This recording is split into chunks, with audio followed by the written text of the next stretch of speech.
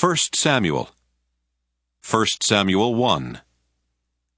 There was a certain man of Ramathaim, a Zuphite from the hill country of Ephraim, whose name was Elkanah, son of Jeroham, son of Elihu, son of Tohu, son of Zuph, an Ephraimite. He had 2 wives. The name of the one was Hannah, and the name of the other Peninnah. Peninnah had children, but Hannah had no children. Now this man used to go up year by year from his town to worship and to sacrifice to the Lord of hosts at Shiloh, where the 2 sons of Eli, Hophni and Phinehas, were priests of the Lord. On the day when Elkanah sacrificed, he would give portions to his wife Peninnah and to all her sons and daughters. But to Hannah he gave a double portion, because he loved her, though the Lord had closed her womb. Her rival used to provoke her severely to irritate her, because the Lord had closed her womb. So it went on year by year. As often as she went up to the house of the Lord, she used to provoke her. Therefore Hannah wept and would not eat. Her husband Elkanah said to her, Hannah, why do you weep? Why do you not eat? Why is your heart sad? Am I not more to you than 10 sons? After they had eaten and drunk at Shiloh, Hannah rose and presented herself before the Lord. Now Eli the priest was sitting on the seat beside the doorpost of the temple of the Lord. She was deeply distressed, and prayed to the Lord, and wept bitterly. She made this vow, O Lord of hosts, if only you will look on the misery of your servant, and remember me, and not forget your servant, but will give to your servant a male child, then I will set him before you as a Nazirite until the day of his death. He shall drink neither wine nor intoxicants, and no razor shall touch his head. As she continued praying before the Lord, Eli observed her mouth. Hannah was praying silently, only her lips moved, but her voice was not heard. Therefore Eli thought she was drunk. So Eli said to her, How long will you make a drunken spectacle of yourself? Put away your wine. But Hannah answered, No, my Lord. I am a woman deeply troubled. I have drunk neither wine nor strong drink, but I have been pouring out my soul before the Lord. Do not regard your servant as a worthless woman, for I have been speaking out of my great anxiety and vexation all this time. Then Eli answered, Go in peace. The God of Israel grant the petition you have made to him. And she said, Let your servant find favor in your sight. Then the woman went to her quarters, ate and drank with her husband, and her countenance was sad no longer. They rose early in the morning and worshipped before the Lord. Then they went back to their house at Ramah. Elkanah knew his wife Hannah, and the Lord remembered her. In due time Hannah conceived and bore a son. She named him Samuel, for she said, I have asked him of the Lord. The man Elkanah and all his household went up to offer to the Lord the yearly sacrifice, and to pay his vow. But Hannah did not go up, for she said to her husband, As soon as the child is weaned, I will bring him, that he may appear in the presence of the Lord, and remain there forever. I will offer him as a Nazirite for all time. Her husband Elkanah said to her, Do what seems best to you. Wait until you have weaned him.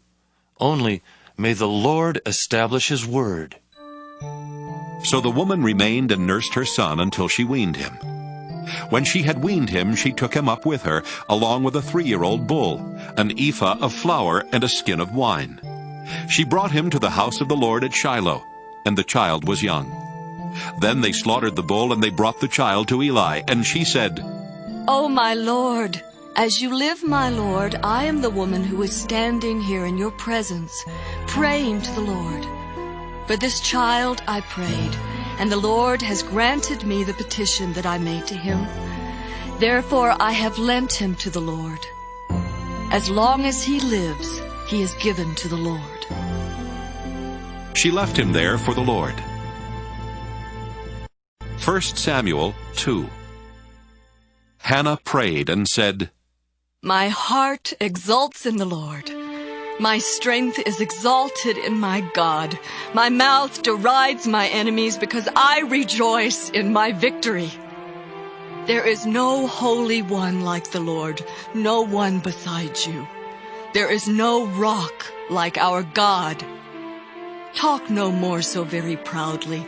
Let not arrogance come from your mouth. For the Lord is a God of knowledge, and by him actions are weighed. The bows of the mighty are broken, but the feeble gird on strength. Those who were full have hired themselves out for bread, but those who were hungry are fat with spoil. The barren has borne 7, but she who has many children is forlorn. The Lord kills and brings to life. He brings down to Sheol and raises up. The Lord makes poor and makes rich. He brings low. He also exalts. He raises up the poor from the dust. He lifts the needy from the ash heap to make them sit with princes and inherit a seat of honor. For the pillars of the earth are the Lord's, and on them he has set the world. He will guard the feet of his faithful ones, but the wicked shall be cut off in darkness. For not by might does one prevail. The Lord, his adversaries shall be shattered. The Most High will thunder in heaven. The Lord will judge the ends of the earth. He will give strength to his king and exalt the power of his anointed. Then Elkanah went home to Ramah, while the boy remained to minister to the Lord in the presence of the priest Eli. Now the sons of Eli were scoundrels. They had no regard for the Lord or for the duties of the priests to the people. When anyone offered sacrifice, the priest's servant would come while the meat was boiling, with a 3-pronged fork in his hand, and he would thrust it into the pan or kettle or cauldron or pot. All that the fork brought up, the priest would take for himself. This is what they did at Shiloh to all the Israelites who came there. Moreover, before the fat was burned, the priest's servant would come and say to the one who was sacrificing, "Give meat for the priest to roast, for he will not accept boiled meat from you, but only raw." And if the man said to him, "Let them burn the fat first, and then take whatever you wish," he would say, "No, you must give it now. If not, I will take it by force." Thus the sin of the young men was very great in the sight of the Lord, for they treated the offerings of the Lord with contempt. Samuel was ministering before the Lord, a boy wearing a linen ephod. His mother used to make for him a little robe and take it to him each year when she went up with her husband to offer the yearly sacrifice. Then Eli would bless Elkanah and his wife and say, May the Lord repay you with children by this woman, for the gift that she made to the Lord. And then they would return to their home. And the Lord took note of Hannah.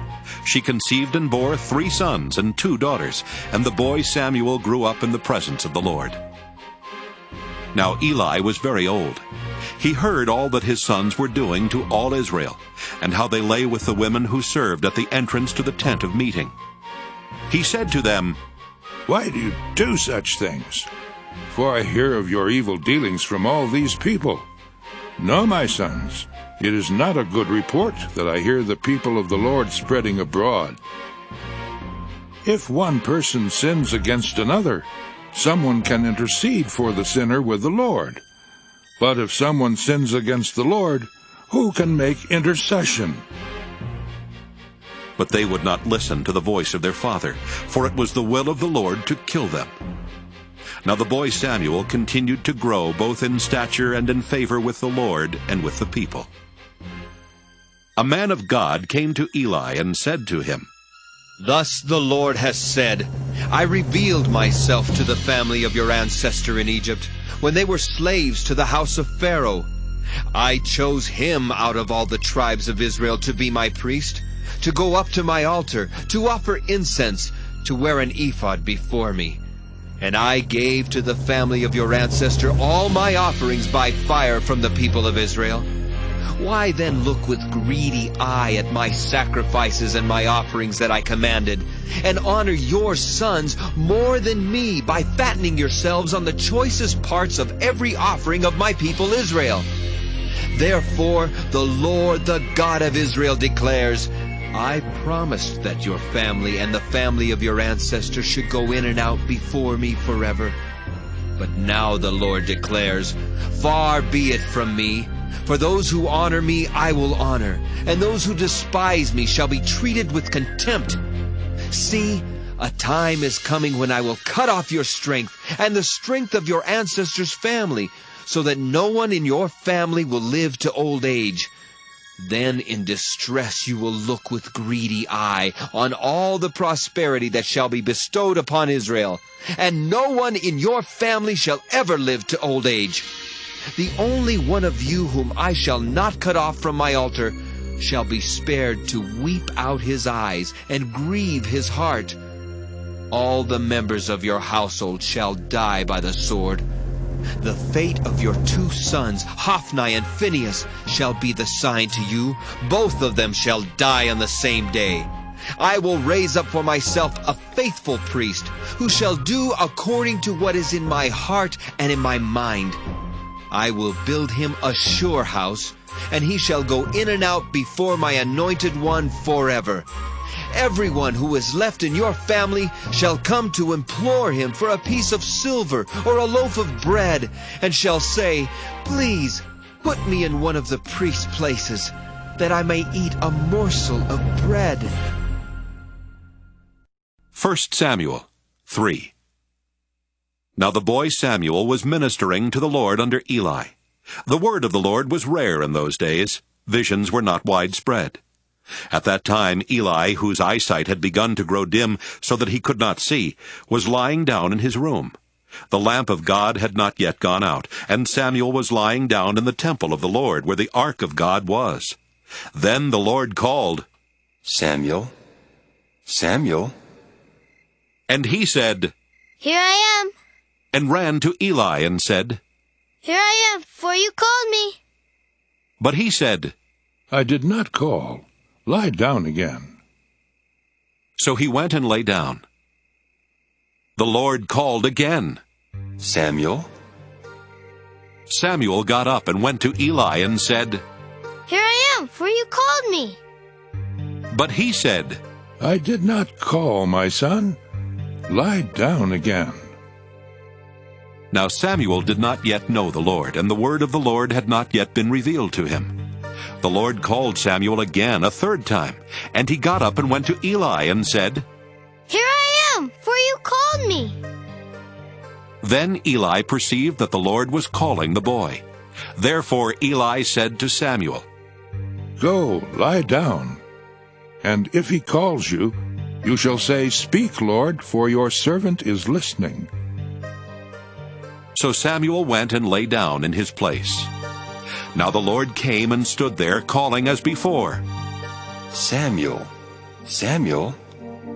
And Samuel said, Speak, for your servant is listening. Then the Lord said to Samuel, See, I am about to do something in Israel that will make both ears of anyone who hears of it tingle. On that day I will fulfill against Eli all that I have spoken concerning his house from beginning to end. For I have told him that I am about to punish his house forever for the iniquity that he knew, because his sons were blaspheming God, and he did not restrain them. Therefore I swear to the house of Eli, that the iniquity of Eli's house shall not be expiated by sacrifice or offering forever. Samuel lay there until morning. Then he opened the doors of the house of the Lord. Samuel was afraid to tell the vision to Eli, but Eli called Samuel and said, Samuel, my son. He said, Here I am. Eli said, What was it that he told you? Do not hide it from me. May God do so to you, and more also, if you hide anything from me of all that he told you. So Samuel told him everything and hid nothing from him. Then he said, It is the Lord. Let him do what seems good to him. As Samuel grew up, the Lord was with him and let none of his words fall to the ground. And all Israel from Dan to Beersheba knew that Samuel was a trustworthy prophet of the Lord. The Lord continued to appear at Shiloh, for the Lord revealed himself to Samuel at Shiloh by the word of the Lord.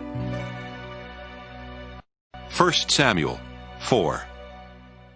And the word of Samuel came to all Israel. In those days the Philistines mustered for war against Israel, and Israel went out to battle against them. They encamped at Ebenezer, and the Philistines encamped at Aphek. The Philistines drew up in line against Israel, and when the battle was joined, Israel was defeated by the Philistines, who killed about 4,000 men on the field of battle. When the troops came to the camp, the elders of Israel said, "Why has the Lord put us to rout today before the Philistines?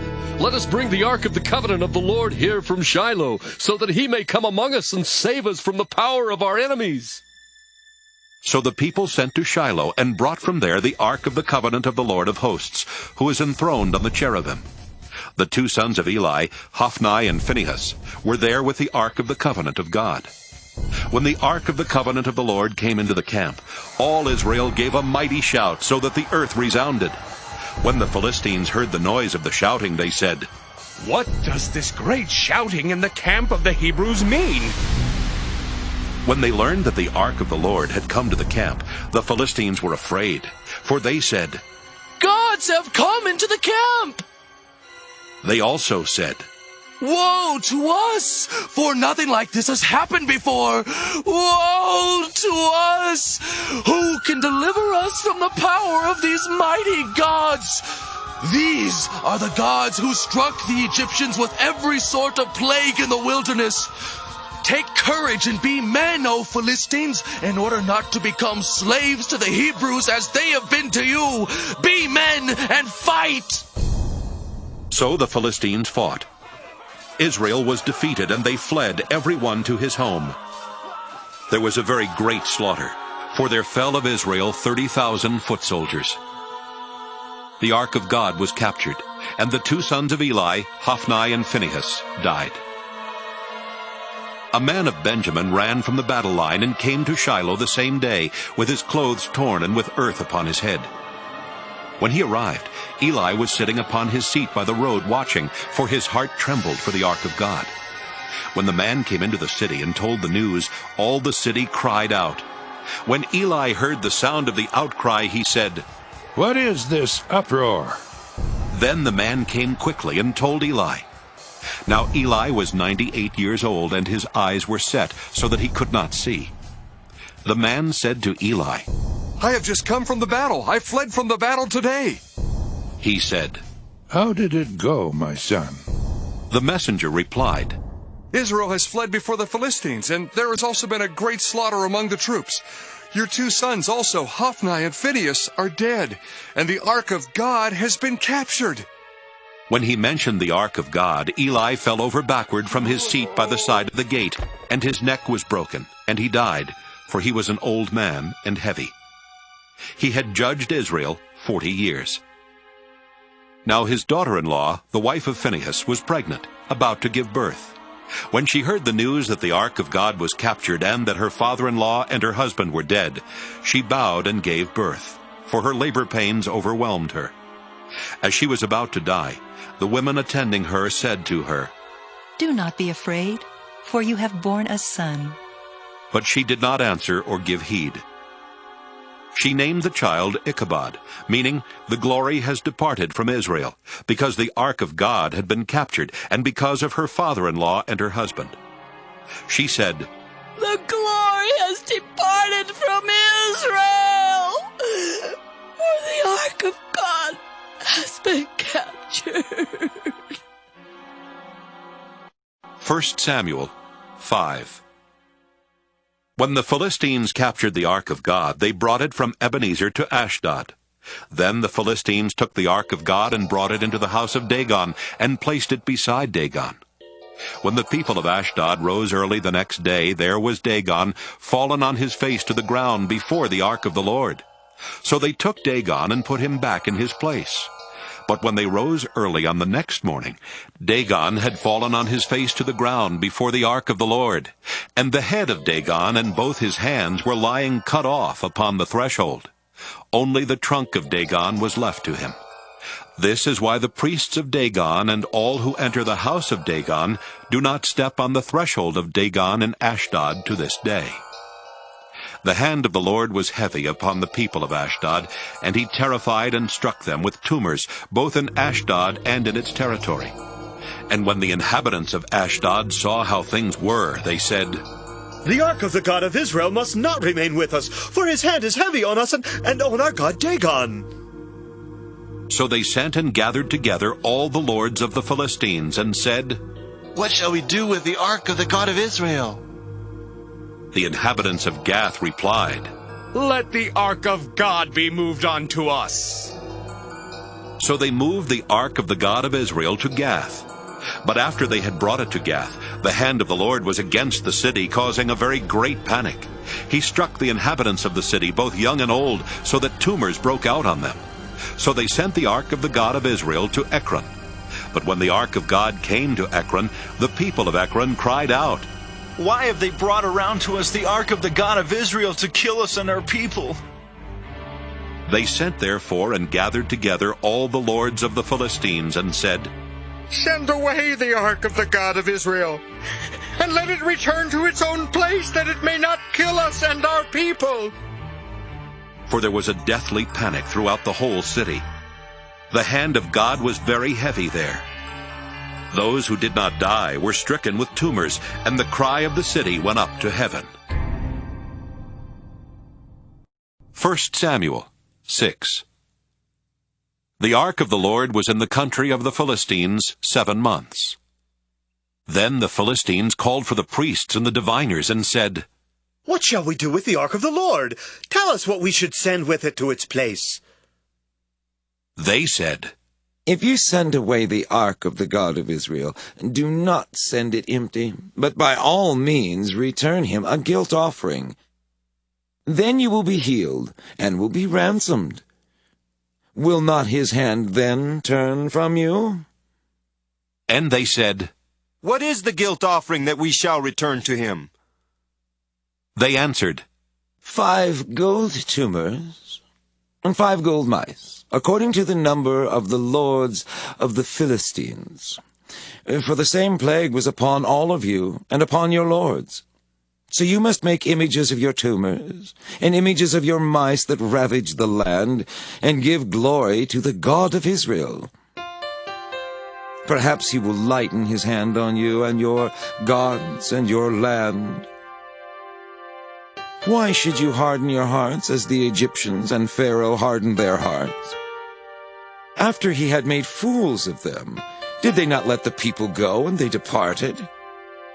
Now then, get ready a new cart and 2 milch cows that have never borne a yoke, and yoke the cows to the cart, but take their calves home, away from them. Take the ark of the Lord, and place it on the cart, and put in a box at its side the figures of gold, which you are returning to him as a guilt offering. Then send it off, and let it go its way.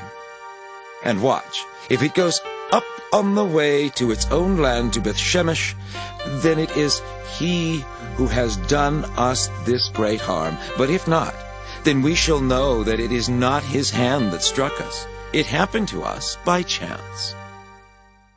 The men did so. They took 2 milch cows and yoked them to the cart and shut up their calves at home. They put the ark of the Lord on the cart, and the box with the gold mice and the images of their tumors. The cows went straight in the direction of Bethshemesh along one highway, lowing as they went. They turned neither to the right nor to the left, and the lords of the Philistines went after them as far as the border of Bethshemesh. Now the people of Bethshemesh were reaping their wheat harvest in the valley.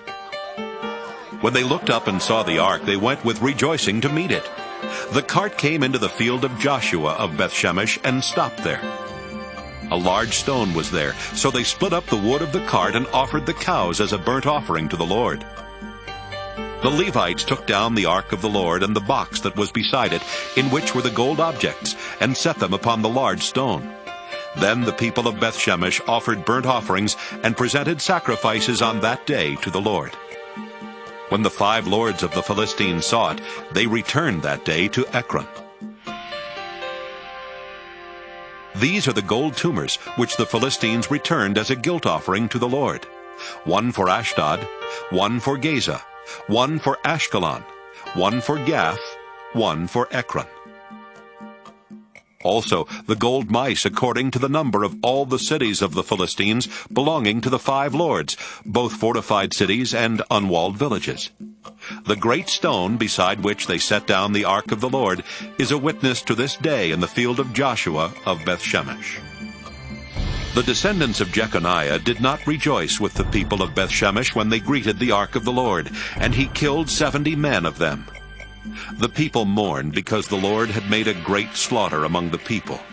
Then the people of Bethshemesh said, "Who is able to stand before the Lord, this holy God? To whom shall he go so that we may be rid of him?"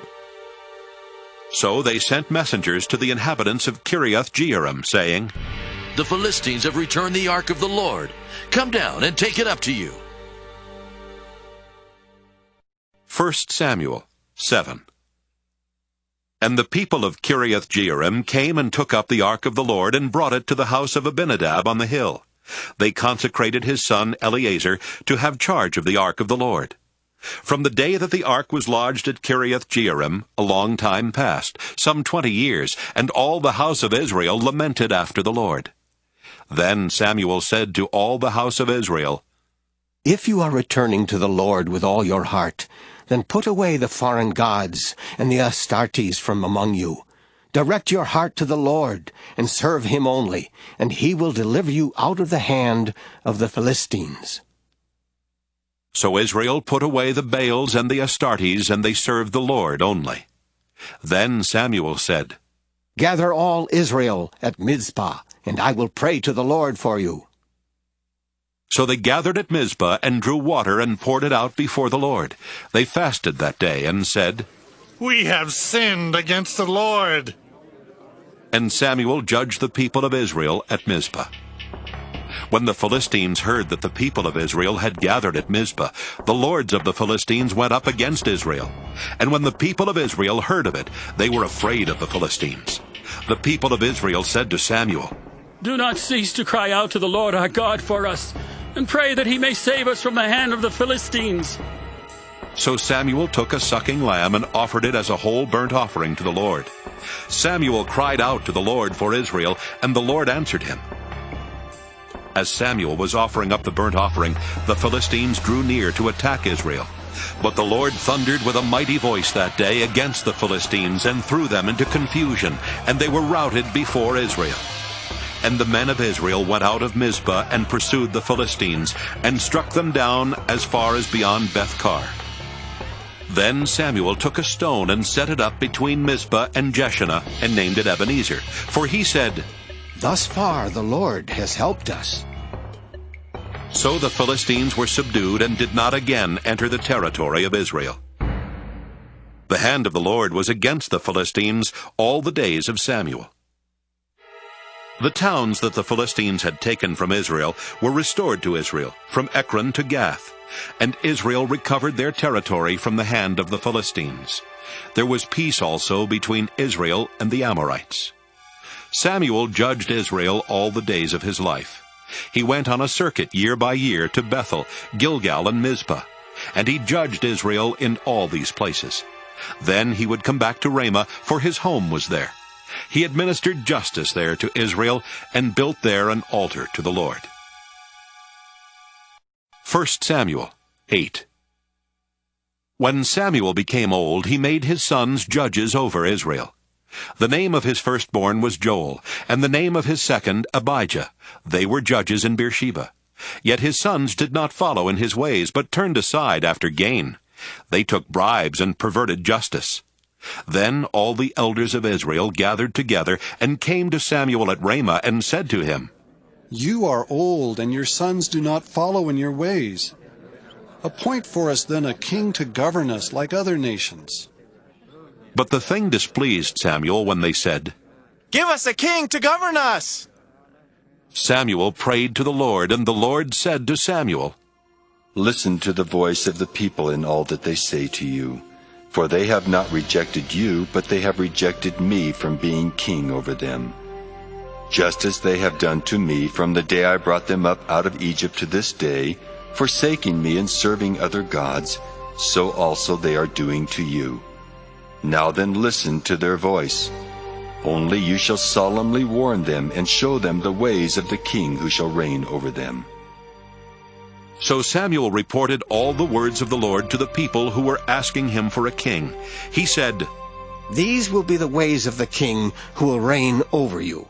He will take your sons and appoint them to his chariots, and to be his horsemen, and to run before his chariots. And he will appoint for himself commanders of thousands and commanders of 50s, and some to plow his ground, and to reap his harvest, and to make his implements of war, and the equipment of his chariots.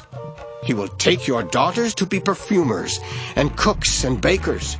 He will take the best of your fields and vineyards and olive orchards, and give them to his courtiers. He will take 1/10 of your grain and of your vineyards, and give it to his officers and his courtiers. He will take your male and female slaves, and the best of your cattle and donkeys, and put them to his work. He will take 1/10 of your flocks, and you shall be his slaves. And in that day you will cry out because of your king, whom you have chosen for yourselves. But the Lord will not answer you in that day." But the people refused to listen to the voice of Samuel. They said, "No! But we are determined to have a king over us, so that we may also be like other nations, and that our king may govern us and go out before us and fight our battles." When Samuel had heard all the words of the people, he repeated them in the ears of the Lord. The Lord said to Samuel, "Listen to their voice, and set a king over them." Samuel then said to the people of Israel, "Each of you return home." 1 Samuel 9. There was a man of Benjamin whose name was Kish, son of Abiel, son of Zeror, son of Bechorath, son of Aphiah, a Benjaminite, a man of wealth. He had a son whose name was Saul, a handsome young man. There was not a man among the people of Israel more handsome than he.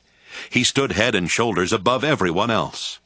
Now the donkeys of Kish, Saul's father, had strayed. So Kish said to his son Saul, "Take one of the boys with you. Go and look for the donkeys." He passed through the hill country of Ephraim, and passed through the land of Shalisha, but they did not find them. And they passed through the land of Shaalim, but they were not there. Then he passed through the land of Benjamin, but they did not find them. When they came to the land of Zuph, Saul said to the boy who was with him, "Let us turn back, or my father will stop worrying about the donkeys and worry about us."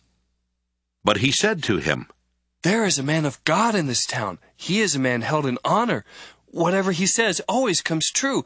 Let us go there now. Perhaps he will tell us about the journey on which we have set out."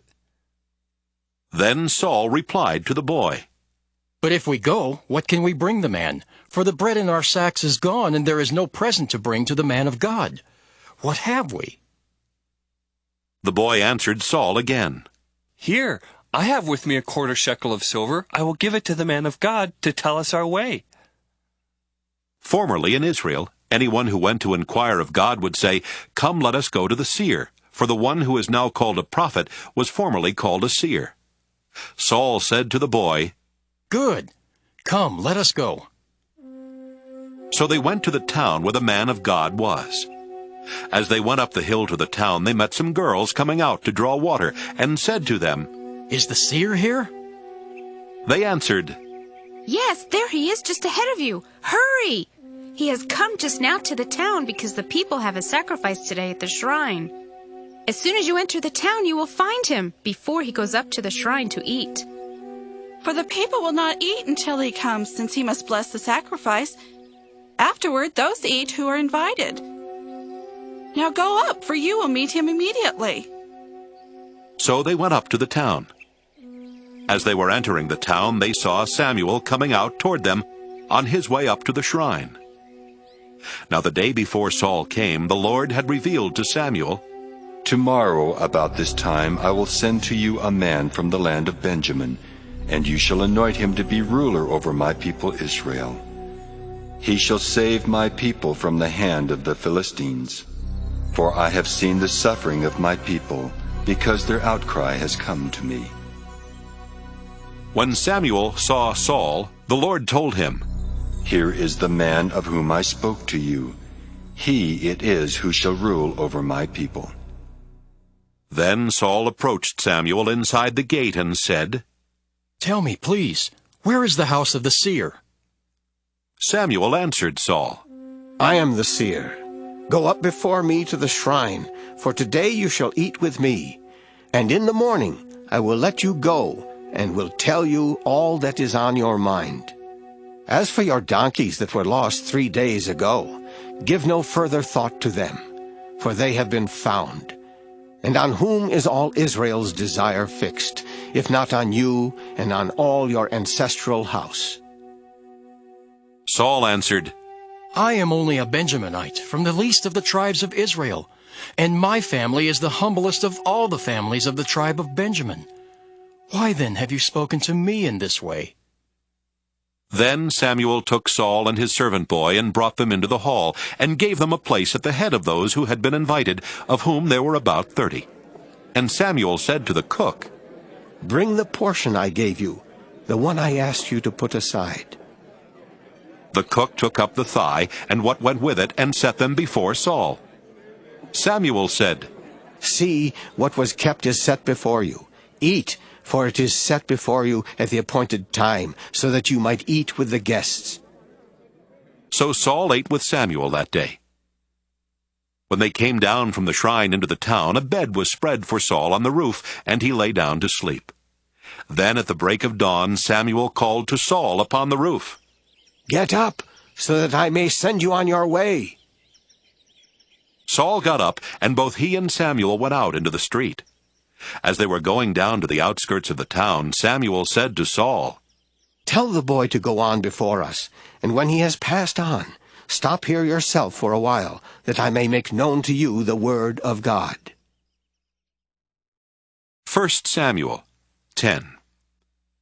Samuel took a vial of oil and poured it on his head and kissed him. He said, The Lord has anointed you ruler over his people Israel.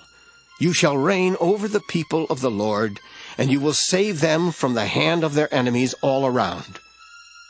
Now this shall be the sign to you that the Lord has anointed you ruler over his heritage. When you depart from me today, you will meet 2 men by Rachel's tomb in the territory of Benjamin at Zelzah. They will say to you, The donkeys that you went to seek are found, and now your father has stopped worrying about them, and is worrying about you, saying, What shall I do about my son? Then you shall go on from there further, and come to the oak of Tabor. 3 men going up to God at Bethel will meet you there, one carrying 3 kids, another carrying 3 loaves of bread, and another carrying a skin of wine. They will greet you and give you 2 loaves of bread, which you shall accept from them. After that, you shall come to Gibeath Elohim, at the place where the Philistine garrison is. There, as you come to the town, you will meet a band of prophets coming down from the shrine with harp, tambourine, flute, and lyre, playing in front of them. They will be in a prophetic frenzy. Then the Spirit of the Lord will possess you, and you will be in a prophetic frenzy along with them, and be turned into a different person. Now, when these signs meet you, do whatever you see fit to do, for God is with you. And you shall go down to Gilgal ahead of me. Then I will come down to you to present burnt offerings and offer sacrifices of well-being. 7 days you shall wait, until I come to you and show you what you shall do. As he turned away to leave Samuel, God gave him another heart, and all these signs were fulfilled that day. When they were going from there to Gibeah, a band of prophets met him, and the Spirit of God possessed him, and he fell into a prophetic frenzy along with them. When all who knew him before saw how he prophesied with the prophets, the people said to one another, What has come over the son of Kish? Is Saul also among the prophets? A man of the place answered, And who is their father? Therefore it became a proverb, Is Saul also among the prophets? When his prophetic frenzy had ended, he went home. Saul's uncle said to him and to the boy, "Where did you go?" And he replied, "To seek the donkeys. And when we saw they were not to be found, we went to Samuel." Saul's uncle said, "Tell me what Samuel said to you." Saul said to his uncle, "He told us that the donkeys had been found." But about the matter of the kingship of which Samuel had spoken, he did not tell him anything. Samuel summoned the people to the Lord at Misbah and said to them, "Thus says the Lord, the God of Israel, I brought up Israel out of Egypt, and I rescued you from the hand of the Egyptians, and from the hand of all the kingdoms that were oppressing you. But today you have rejected your God, who saves you from all your calamities and your distresses, and you have said, 'No, but set a king over us.' Now therefore present yourselves before the Lord by your tribes and by your clans." Then Samuel brought all the tribes of Israel near, and the tribe of Benjamin was taken by lot. He brought the tribe of Benjamin near by its families, and the family of the Matrites was taken by lot. Finally he brought the family of the Matrites near, man by man, and Saul the son of Kish was taken by lot. But when they sought him, he could not be found. So they inquired again of the Lord, "Did the man come here?" And the Lord said, "See, he has hidden himself among the baggage." Then they ran and brought him from there. When he took his stand among the people, he was head and shoulders taller than any of them. Samuel said to all the people, "Do you see the one whom the Lord has chosen? There is no one like him among all the people." And all the people shouted, "Long live the king!" Samuel told the people the rights and duties of the kingship, and he wrote them in a book and laid it up before the Lord. Then Samuel sent all the people back to their homes. Saul also went to his home at Gibeah, and with him went warriors, whose hearts God had touched. But some worthless fellows said, "How can this man save us?" They despised him and brought him no present, but he held his peace. Now Nahash, king of the Ammonites, had been grievously oppressing the Gadites and the Reubenites. He would gouge out the right eye of each of them and would not grant Israel a deliverer. No one was left of the Israelites across the Jordan whose right eye Nahash, king of the Ammonites, had not gouged out. But there were 7,000 men who had escaped from the Ammonites and had entered Jabesh-Gilead. 1 Samuel 11. About a month later, Nahash the Ammonite went up and besieged Jabesh-Gilead, and all the men of Jabesh said to Nahash, "Make a treaty with us, and we will serve you." But Nahash the Ammonite said to them, "On this condition I will make a treaty with you, namely, that I gouge out everyone's right eye, and thus put disgrace upon all Israel." The elders of Jabesh said to him, "Give us 7 days' respite, that we may send messengers through all the territory of Israel. Then, if there is no one to save us, we will give ourselves up to you." When the messengers came to Gibeah of Saul, they reported the matter in the hearing of the people, and all the people wept aloud. Now Saul was coming from the field behind the oxen, and Saul said, "What is the matter with the people that they are weeping?" So they told him the message from the inhabitants of Jabesh. And the Spirit of God came upon Saul in power when he heard these words, and his anger was greatly kindled. He took a yoke of oxen and cut them in pieces and sent them throughout all the territory of Israel by messenger, saying, "Whoever does not come out after Saul and Samuel, so shall it be done to his oxen." Then the dread of the Lord fell upon the people, and they came out as one. When he mustered them at Bezek, those from Israel were 300,000, and those from Judah 70,000. They said to the messengers who had come, "Thus shall you say to the inhabitants of Jabesh-Gilead, Tomorrow, by the time the sun is hot, you shall have deliverance." When the messengers came and told the inhabitants of Jabesh, they rejoiced. So the inhabitants of Jabesh said, "Tomorrow we will give ourselves up to you, and you may do to us whatever seems good to you." The next day, Saul put the people in 3 companies.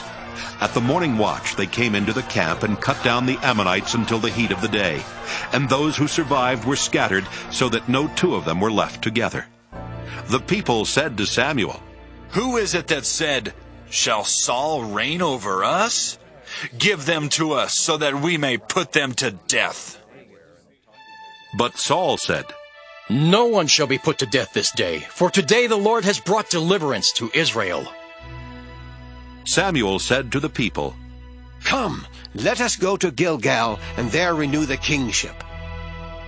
So all the people went to Gilgal, and there they made Saul king before the Lord in Gilgal. There they sacrificed offerings of well-being before the Lord, and there Saul and all the Israelites rejoiced greatly. 1 Samuel 12. Samuel said to all Israel, "I have listened to you in all that you have said to me, and have set a king over you. See, it is the king who leads you now. I am old and gray, but my sons are with you. I have led you from my youth until this day. Here I am. Testify against me before the Lord and before his anointed. Whose ox have I taken? Or whose donkey have I taken? Or whom have I defrauded? Whom have I oppressed? Or from whose hand have I taken a bribe to blind my eyes with it? Testify against me, and I will restore it to you." They said, "You have not defrauded us or oppressed us or taken anything from the hand of anyone." He said to them, "The Lord is witness against you, and his anointed is witness this day, that you have not found anything in my hand." And they said, "He is witness." Samuel said to the people, "The Lord is witness, who appointed Moses and Aaron and brought your ancestors up out of the land of Egypt. Now, therefore, take your stand, so that I may enter into judgment with you before the Lord. And I will declare to you all the saving deeds of the Lord that he performed for you and for your ancestors. When Jacob went into Egypt, and the Egyptians oppressed them, then your ancestors cried to the Lord, and the Lord sent Moses and Aaron, who brought forth your ancestors out of Egypt, and settled them in this place. But they forgot the Lord their God, and he sold them into the hand of Sisera, commander of the army of King Jabin of Hazor, and into the hand of the Philistines, and into the hand of the king of Moab. And they fought against them. Then they cried to the Lord and said, 'We have sinned, because we have forsaken the Lord, and have served the Baals and the Astartes.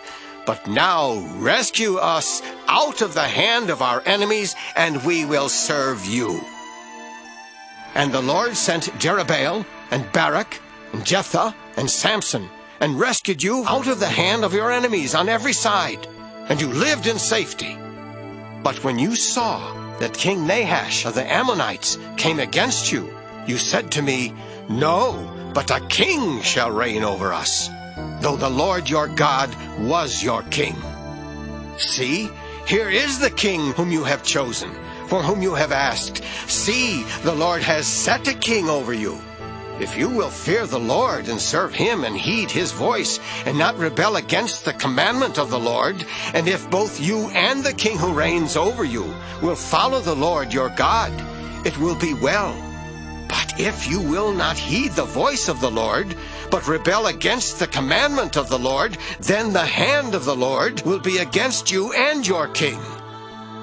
Now, therefore, take your stand, and see this great thing that the Lord will do before your eyes. Is it not the wheat harvest today?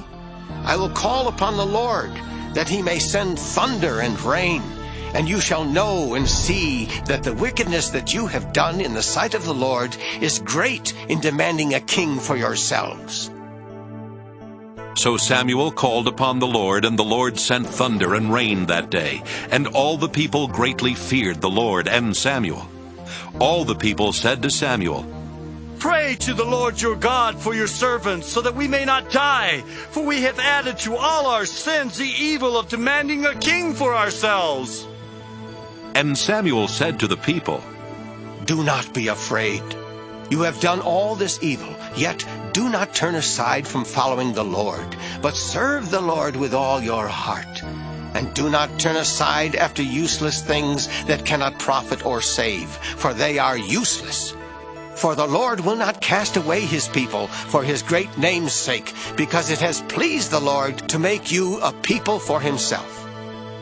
Moreover, as for me, far be it from me that I should sin against the Lord by ceasing to pray for you. And I will instruct you in the good and the right way.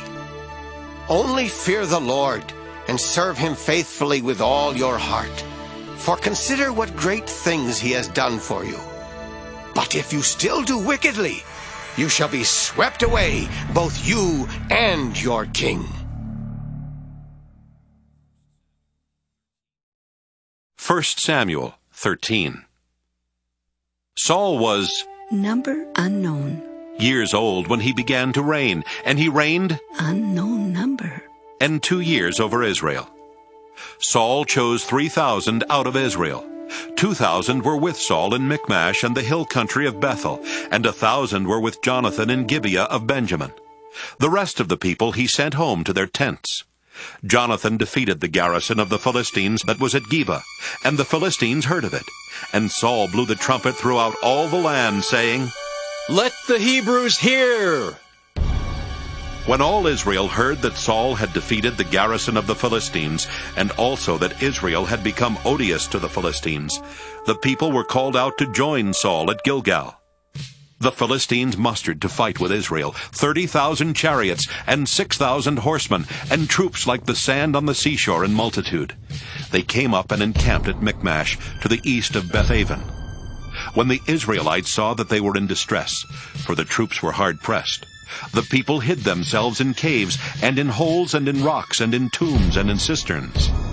Some Hebrews crossed the Jordan to the land of Gad and Gilead. Saul was still at Gilgal, and all the people followed him, trembling. He waited 7 days, the time appointed by Samuel. But Samuel did not come to Gilgal, and the people began to slip away from Saul. So Saul said, "Bring the burnt offering here to me, and the offerings of well-being." And he offered the burnt offering. As soon as he had finished offering the burnt offering, Samuel arrived. And Saul went out to meet him and salute him. Samuel said, "What have you done?" Saul replied, "When I saw that the people were slipping away from me, and that you did not come within the days appointed, and that the Philistines were mustering at Michmash, I said, 'Now the Philistines will come down upon me at Gilgal, and I have not entreated the favor of the Lord.' So I forced myself and offered the burnt offering." Samuel said to Saul, "You have done foolishly. You have not kept the commandment of the Lord your God, which he commanded you. The Lord would have established your kingdom over Israel forever, but now your kingdom will not continue. The Lord has sought out a man after his own heart, and the Lord has appointed him to be ruler over his people, because you have not kept what the Lord commanded you." And Samuel left and went on his way from Gilgal. The rest of the people followed Saul to join the army. They went up from Gilgal toward Gibeah of Benjamin. Saul counted the people who were present with him, about 600 men. Saul, his son Jonathan, and the people who were present with them stayed in Gibeah of Benjamin. But the Philistines encamped at Michmash. And raiders came out of the camp of the Philistines in 3 companies. One company turned toward Ophrah, to the land of Shul. Another company turned toward Beth-horon, and another company turned toward the mountain that looks down upon the valley of Zeboim toward the wilderness. Now there was no smith to be found throughout all the land of Israel, for the Philistines said, "The Hebrews must not make swords or spears for themselves." So all the Israelites went down to the Philistines to sharpen their plowshare, mattocks, axes, or sickles. The charge was 2/3 of a shekel for the plowshares and for the mattocks, and 1/3 of a shekel for sharpening the axes and for setting the goads. So on the day of the battle, neither sword nor spear was to be found in the possession of any of the people with Saul and Jonathan. But Saul and his son Jonathan had them. Now a garrison of the Philistines had gone out to the pass of Michmash. 1 Samuel 14. One day Jonathan, son of Saul, said to the young man who carried his armor, "Come, let us go over to the Philistine garrison on the other side." But he did not tell his father. Saul was staying in the outskirts of Gibeah, under the pomegranate tree that is at Migron. The troops that were with him were about 600 men, along with Ahijah, son of Ahitub, Ichabod's brother, son of Phinehas, son of Eli, the priest of the Lord in Shiloh, carrying an ephod. Now the people did not know that Jonathan had gone. In the pass by which Jonathan tried to go over to the Philistine garrison, there was a rocky crag on one side and a rocky crag on the other. The name of the one was Bozez, and the name of the other Sina. One crag rose on the north in front of Michmash, and the other on the south in front of Geba. Jonathan said to the young man who carried his armor, "Come, let us go over to the garrison of these uncircumcised. It may be that the Lord will act for us, for nothing can hinder the Lord from saving by many or by few." His armor-bearer said to him, "Do all that your mind inclines to. I am with you. As your mind is, so is mine." Then Jonathan said, "Now we will cross over to those men and will show ourselves to them. If they say to us, 'Wait until we come to you,' then we will stand still in our place and we will not go up to them. But if they say, 'Come up to us,' then we will go up, for the Lord has given them into our hand. That will be the sign for us." So both of them showed themselves to the garrison of the Philistines. And the Philistines said, "Look, Hebrews are coming out of the holes where they have hidden themselves." The men of the garrison hailed Jonathan and his armor-bearer, saying, "Come up to us, and we will show you something." Jonathan said to his armor-bearer, "Come up after me, for the Lord has given them into the hand of Israel." Then Jonathan climbed up on his hands and feet, with his armor-bearer following after him. The Philistines fell before Jonathan, and his armor-bearer coming after him killed them. In that first slaughter, Jonathan and his armor-bearer killed about 20 men within an area about half a furrow long in an acre of land. There was a panic in the camp, in the field, and among all the people. The garrison and even the raiders trembled. The earth quaked, and it became a very great panic. Saul's lookouts in Gibeah of Benjamin were watching as the multitude was surging back and forth. Then Saul said to the troops that were with him, "Call the roll and see who has gone from us." When they had called the roll, Jonathan and his armor-bearer were not there. Saul said to Ahijah, "Bring the ark of God here." For at that time the ark of God went with the Israelites. While Saul was talking to the priest, the tumult in the camp of the Philistines increased more and more, and Saul said to the priest, "Withdraw your hand." Then Saul and all the people who were with him rallied and went into the battle, and every sword was against the other, so that there was very great confusion. Now the Hebrews, who previously had been with the Philistines and had gone up with them into the camp, turned and joined the Israelites who were with Saul and Jonathan. Likewise, when all the Israelites who had gone into hiding in the hill country of Ephraim heard that the Philistines were fleeing, they too followed closely after them in the battle. So the Lord gave Israel the victory that day. The battle passed beyond Bethaven, and the troops with Saul numbered altogether about 10,000 men. The battle spread out over the hill country of Ephraim. Now Saul committed a very rash act on that day. He had laid an oath on the troops, saying, "Cursed be anyone who eats food before it is evening, and I have been avenged on my enemies." So none of the troops tasted food. All the troops came upon a honeycomb, and there was honey on the ground. When the troops came upon the honeycomb, the honey was dripping out. But they did not put their hands to their mouths, for they feared the oath. But Jonathan had not heard his father charge the troops with the oath. So he extended the staff that was in his hand and dipped the tip of it in the honeycomb, and put his hand to his mouth. And his eyes brightened. Then one of the soldiers said, "Your father strictly charged the troops with an oath, saying, 'Cursed be anyone who eats food this day.' And so the troops are faint." Then Jonathan said, "My father has troubled the land. See how my eyes have brightened because I tasted a little of this honey? How much better if today the troops had eaten freely of the spoil taken from their enemies, for now the slaughter among the Philistines has not been great. After they had struck down the Philistines that day from Michmash to Ajalon, the troops were very faint.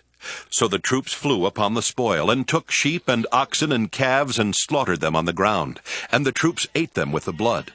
Then it was reported to Saul, "Look, the troops are sinning against the Lord by eating with the blood."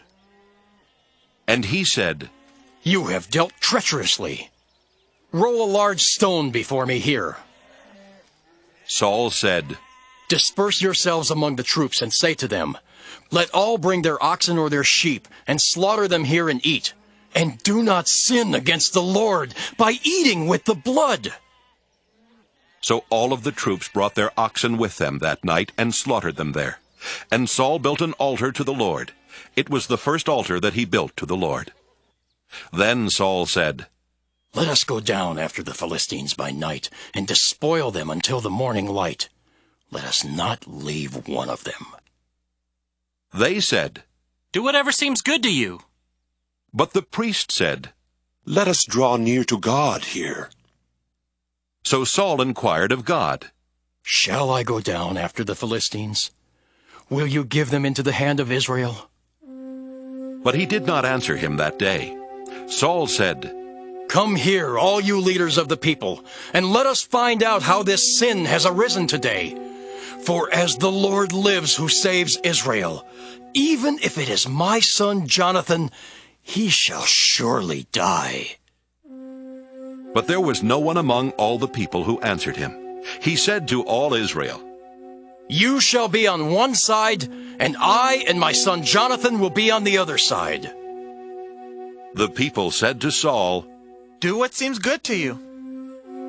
Then Saul said, "O Lord God of Israel, why have you not answered your servant today? If this guilt is in me or in my son Jonathan, O Lord God of Israel, give Urim. But if this guilt is in your people Israel, give Thummim." And Jonathan and Saul were indicated by the lot, but the people were cleared. Then Saul said, "Cast the lot between me and my son Jonathan." And Jonathan was taken. Then Saul said to Jonathan, "Tell me what you have done." Jonathan told him, "I tasted a little honey with the tip of the staff that was in my hand. Here I am. I will die." Saul said, "God do so to me and more also. You shall surely die, Jonathan." Then the people said to Saul, "Shall Jonathan die, who has accomplished this great victory in Israel? Far from it. As the Lord lives, not one hair of his head shall fall to the ground, for he has worked with God today." So the people ransomed Jonathan, and he did not die. Then Saul withdrew from pursuing the Philistines, and the Philistines went to their own place. When Saul had taken the kingship over Israel, he fought against all his enemies on every side, against Moab, against the Ammonites, against Edom, against the kings of Zobah, and against the Philistines. Wherever he turned, he routed them. He did valiantly and struck down the Amalekites, and rescued Israel out of the hands of those who plundered them. Now the sons of Saul were Jonathan, Ishvi, and Malchishua. And the names of his 2 daughters were these. The name of the firstborn was Merab, and the name of the younger, Michal. The name of Saul's wife was Ahinoam, daughter of Ahimaaz. And the name of the commander of his army was Abner, son of Ner, Saul's uncle. Kish was the father of Saul, and Ner, the father of Abner, was the son of Abiel. There was hard fighting against the Philistines all the days of Saul. And when Saul saw any strong or valiant warrior, he took him into his service. 1 Samuel 15. Samuel said to Saul, "The Lord sent me to anoint you king over his people Israel. Now, therefore, listen to the words of the Lord. Thus says the Lord of hosts, I will punish the Amalekites for what they did in opposing the Israelites when they came up out of Egypt. Now go and attack Amalek and utterly destroy all that they have. Do not spare them, but kill both man and woman, child and infant, ox and sheep, camel and donkey. So Saul summoned the people and numbered them in Telaim, 200,000 foot soldiers and 10,000 soldiers of Judah. Saul came to the city of the Amalekites and lay in wait in the valley. Saul said to the Kenites, Go, leave, withdraw from among the Amalekites, or I will destroy you with them. For you showed kindness to all the people of Israel when they came up out of Egypt. So the Kenites withdrew from the Amalekites. Saul defeated the Amalekites from Havilah as far as Shur, which is east of Egypt. He took King Agag of the Amalekites alive, but utterly destroyed all the people with the edge of the sword. Saul and the people spared Agag, and the best of the sheep, and of the cattle, and of the fatlings, and the lambs, and all that was valuable, and would not utterly destroy them. All that was despised and worthless they utterly destroyed. The word of the Lord came to Samuel. I regret that I made Saul king, for he has turned back from following me, and has not carried out my commands. Samuel was angry, and he cried out to the Lord all night. Samuel rose early in the morning to meet Saul, and Samuel was told, Saul went to Carmel, where he set up a monument for himself, and on returning, he passed on down to Gilgal. When Samuel came to Saul, Saul said to him, May you be blessed by the Lord. I have carried out the command of the Lord. But Samuel said, What then is this bleating of sheep in my ears, and the lowing of cattle that I hear? Saul said, They have brought them from the Amalekites, for the people spared the best of the sheep and the cattle to sacrifice to the Lord your God. But the rest we have utterly destroyed. Then Samuel said to Saul, Stop! I will tell you what the Lord said to me last night. He replied, Speak. Samuel said, Though you are little in your own eyes, are you not the head of the tribes of Israel? The Lord anointed you king over Israel, and the Lord sent you on a mission and said, Go, utterly destroy the sinners, the Amalekites, and fight against them until they are consumed. Why then did you not obey the voice of the Lord? Why did you swoop down on the spoil and do what was evil in the sight of the Lord? Saul said to Samuel, I have obeyed the voice of the Lord. I have gone on the mission on which the Lord sent me. I have brought Agag, the king of Amalek, and I have utterly destroyed the Amalekites. But from the spoil, the people took sheep and cattle, the best of the things devoted to destruction, to sacrifice to the Lord your God in Gilgal. And Samuel said, Has the Lord as great delight in burnt offerings and sacrifices as in obeying the voice of the Lord? Surely to obey is better than sacrifice, and to heed than the fat of rams. For rebellion is no less a sin than divination, and stubbornness is like iniquity and idolatry. Because you have rejected the word of the Lord, he has also rejected you from being king. Saul said to Samuel, I have sinned, for I have transgressed the commandment of the Lord and your words, because I feared the people and obeyed their voice. Now, therefore, I pray, pardon my sin and return with me, so that I may worship the Lord. Samuel said to Saul, I will not return with you, for you have rejected the word of the Lord, and the Lord has rejected you from being king over Israel. As Samuel turned to go away, Saul caught hold of the hem of his robe, and it tore. And Samuel said to him, The Lord has torn the kingdom of Israel from you this very day, and has given it to a neighbor of yours who is better than you. Moreover, the glory of Israel will not recant or change his mind, for he is not a mortal that he should change his mind. Then Saul said, I have sinned, yet honor me now before the elders of my people and before Israel, and return with me that I may worship the Lord your God. So Samuel turned back after Saul, and Saul worshipped the Lord. Then Samuel said, Bring Agag, king of the Amalekites, here to me. And Agag came to him haltingly. Agag said, Surely this is the bitterness of death. But Samuel said, As your sword has made women childless, so your mother shall be childless among women. And Samuel hewed Agag in pieces before the Lord in Gilgal. Then Samuel went to Ramah, and Saul went up to his house in Gibeah of Saul. Samuel did not see Saul again until the day of his death. But Samuel grieved over Saul, and the Lord was sorry that he had made Saul king over Israel. 1 Samuel 16. The Lord said to Samuel, How long will you grieve over Saul? I have rejected him from being king over Israel. Fill your horn with oil and set out. I will send you to Jesse the Bethlehemite, for I have provided for myself a king among his sons. Samuel said, How can I go? If Saul hears of it, he will kill me. And the Lord said, Take a heifer with you and say, I have come to sacrifice to the Lord. Invite Jesse to the sacrifice, and I will show you what you shall do, and you shall anoint for me the one whom I name to you. Samuel did what the Lord commanded and came to Bethlehem. The elders of the city came to meet him trembling and said, Do you come peaceably?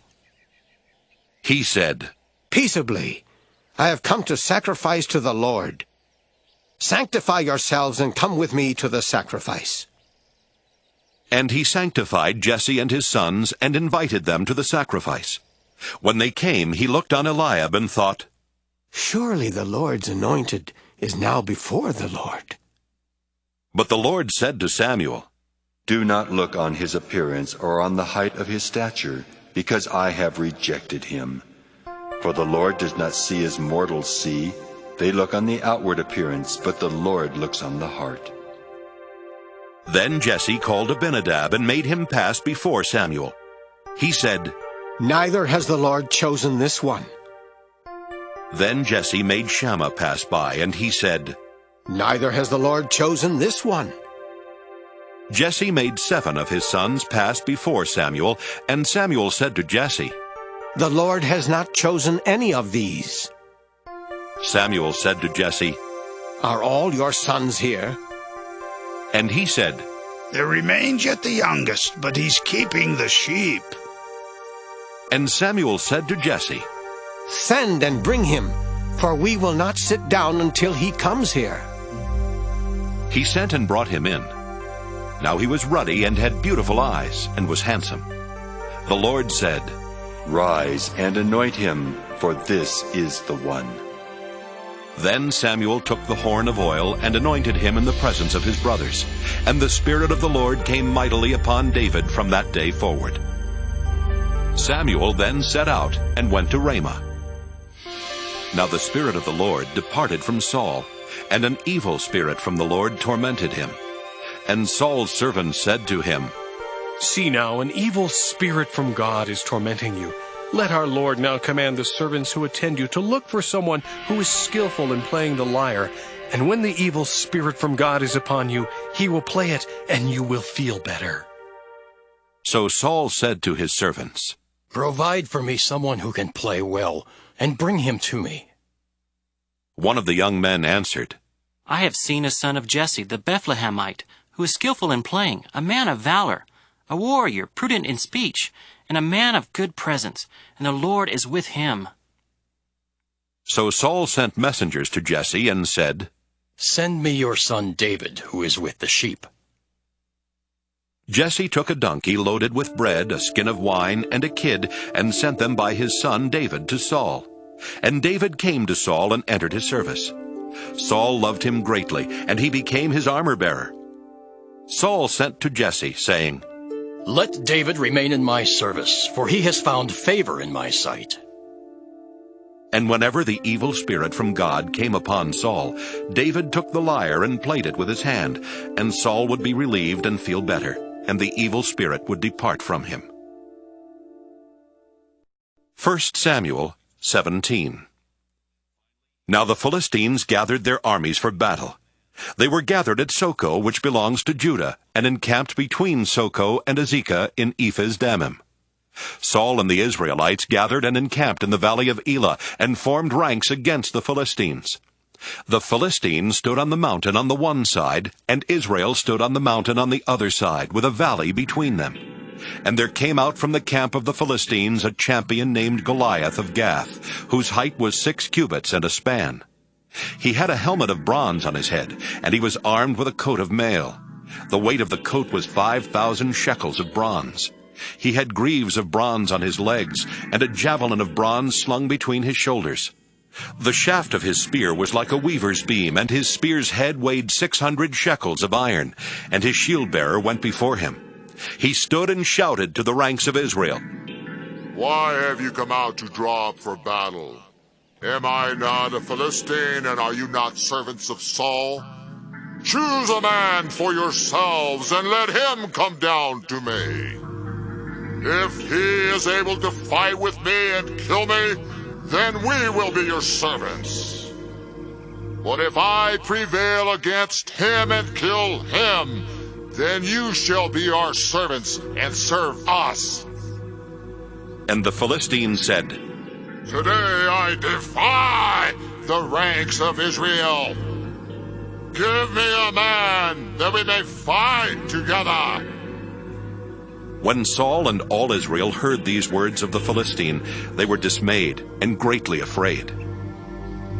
Now David was the son of an Ephrathite of Bethlehem in Judah, named Jesse, who had 8 sons. In the days of Saul, the man was already old and advanced in years. The 3 eldest sons of Jesse had followed Saul to the battle. The names of his 3 sons who went to the battle were Eliab the firstborn, and next to him Abinadab, and the 3rd Shammah. David was the youngest. The 3 eldest followed Saul, but David went back and forth from Saul to feed his father's sheep at Bethlehem. For 40 days the Philistine came forward and took his stand, morning and evening. Jesse said to his son David, "Take for your brothers an ephah of this parched grain, and these 10 loaves, and carry them quickly to the camp, to your brothers. Also take these 10 cheeses to the commander of their 1,000. See how your brothers fare, and bring some token from them." Now Saul and they and all the men of Israel were in the valley of Elah, fighting with the Philistines. David rose early in the morning, left the sheep with a keeper, took the provisions, and went as Jesse had commanded him. He came to the encampment as the army was going forth to the battle line, shouting the war cry. Israel and the Philistines drew up for battle, army against army. David left the things in charge of the keeper of the baggage, ran to the ranks, and went and greeted his brothers.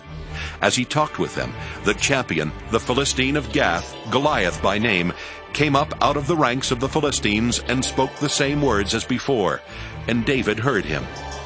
All the Israelites, when they saw the man, fled from him and were very much afraid.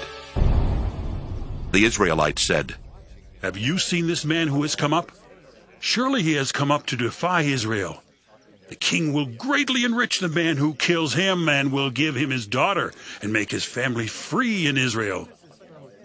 David said to the men who stood by him, "What shall be done for the man who kills this Philistine, and takes away the reproach from Israel? For who is this uncircumcised Philistine, that he should defy the armies of the living God?" The people answered him in the same way, "So shall it be done for the man who kills him." His eldest brother Eliab heard him talking to the men, and Eliab's anger was kindled against David. He said, "Why have you come down? With whom have you left those few sheep in the wilderness?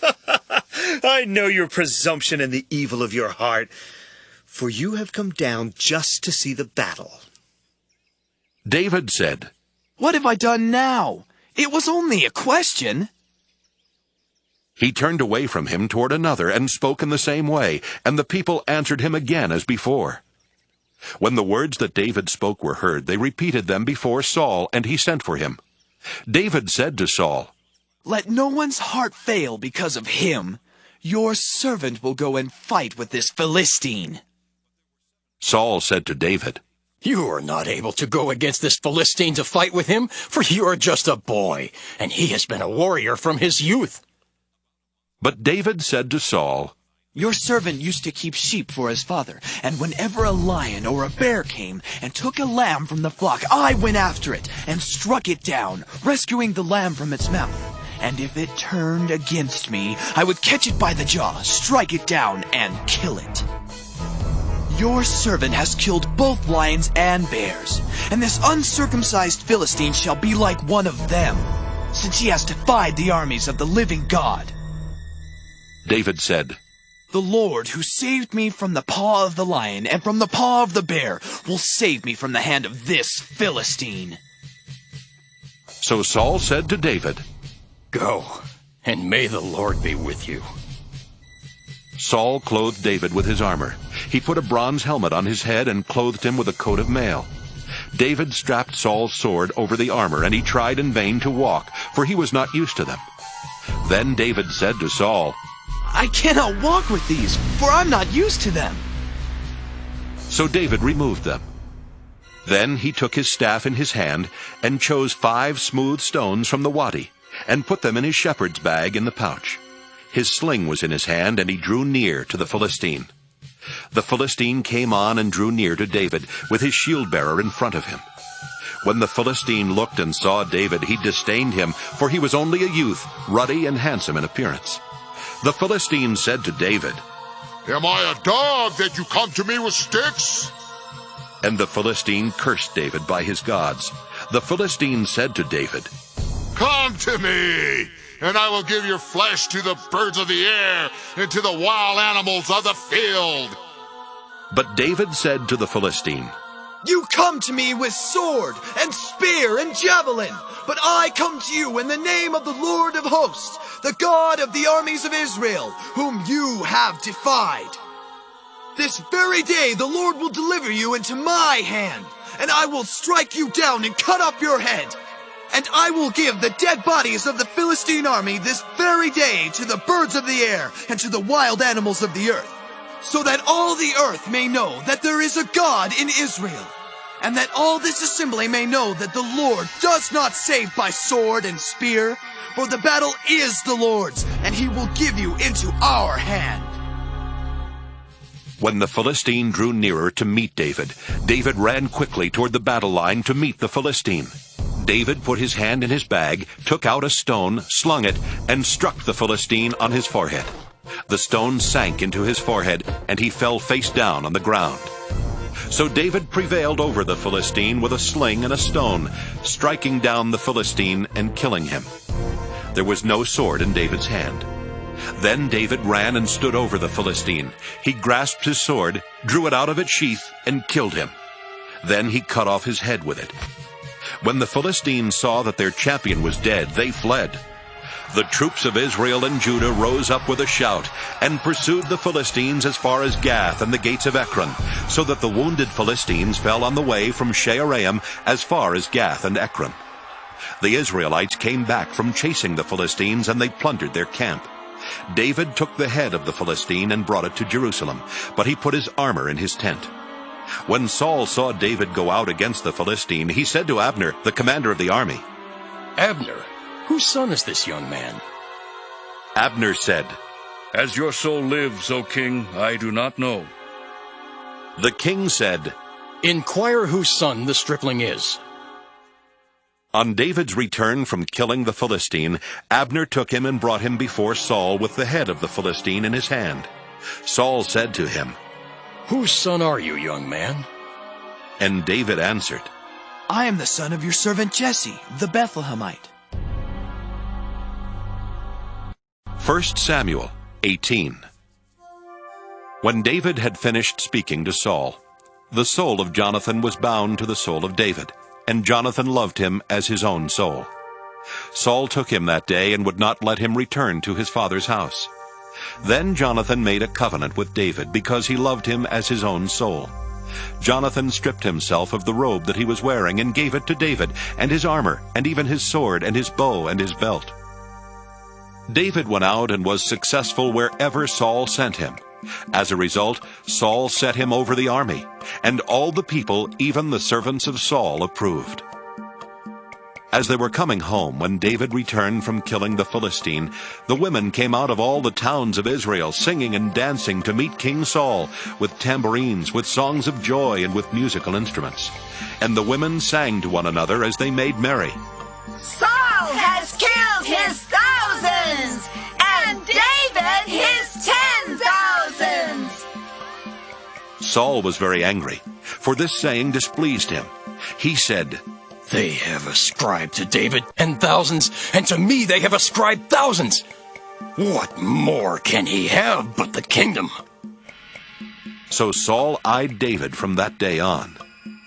The next day, an evil spirit from God rushed upon Saul, and he raved within his house, while David was playing the lyre, as he did day by day.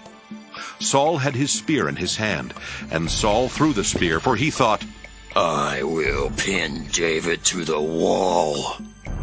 But David eluded him twice. Saul was afraid of David, because the Lord was with him, but had departed from Saul. So Saul removed him from his presence and made him a commander of 1,000. And David marched out and came in leading the army. David had success in all his undertakings, for the Lord was with him. When Saul saw that he had great success, he stood in awe of him. But all Israel and Judah loved David, for it was he who marched out and came in leading them. Then Saul said to David, "Here is my elder daughter Merab. I will give her to you as a wife. Only be valiant for me and fight the Lord's battles." For Saul thought, "I will not raise a hand against him. Let the Philistines deal with him." David said to Saul, "Who am I, and who are my kinsfolk, my father's family in Israel, that I should be son-in-law to the king?" But at the time when Saul's daughter Merab should have been given to David, she was given to Adriel, the Maholathite, as a wife. Now Saul's daughter Michal loved David. Saul was told, and the thing pleased him.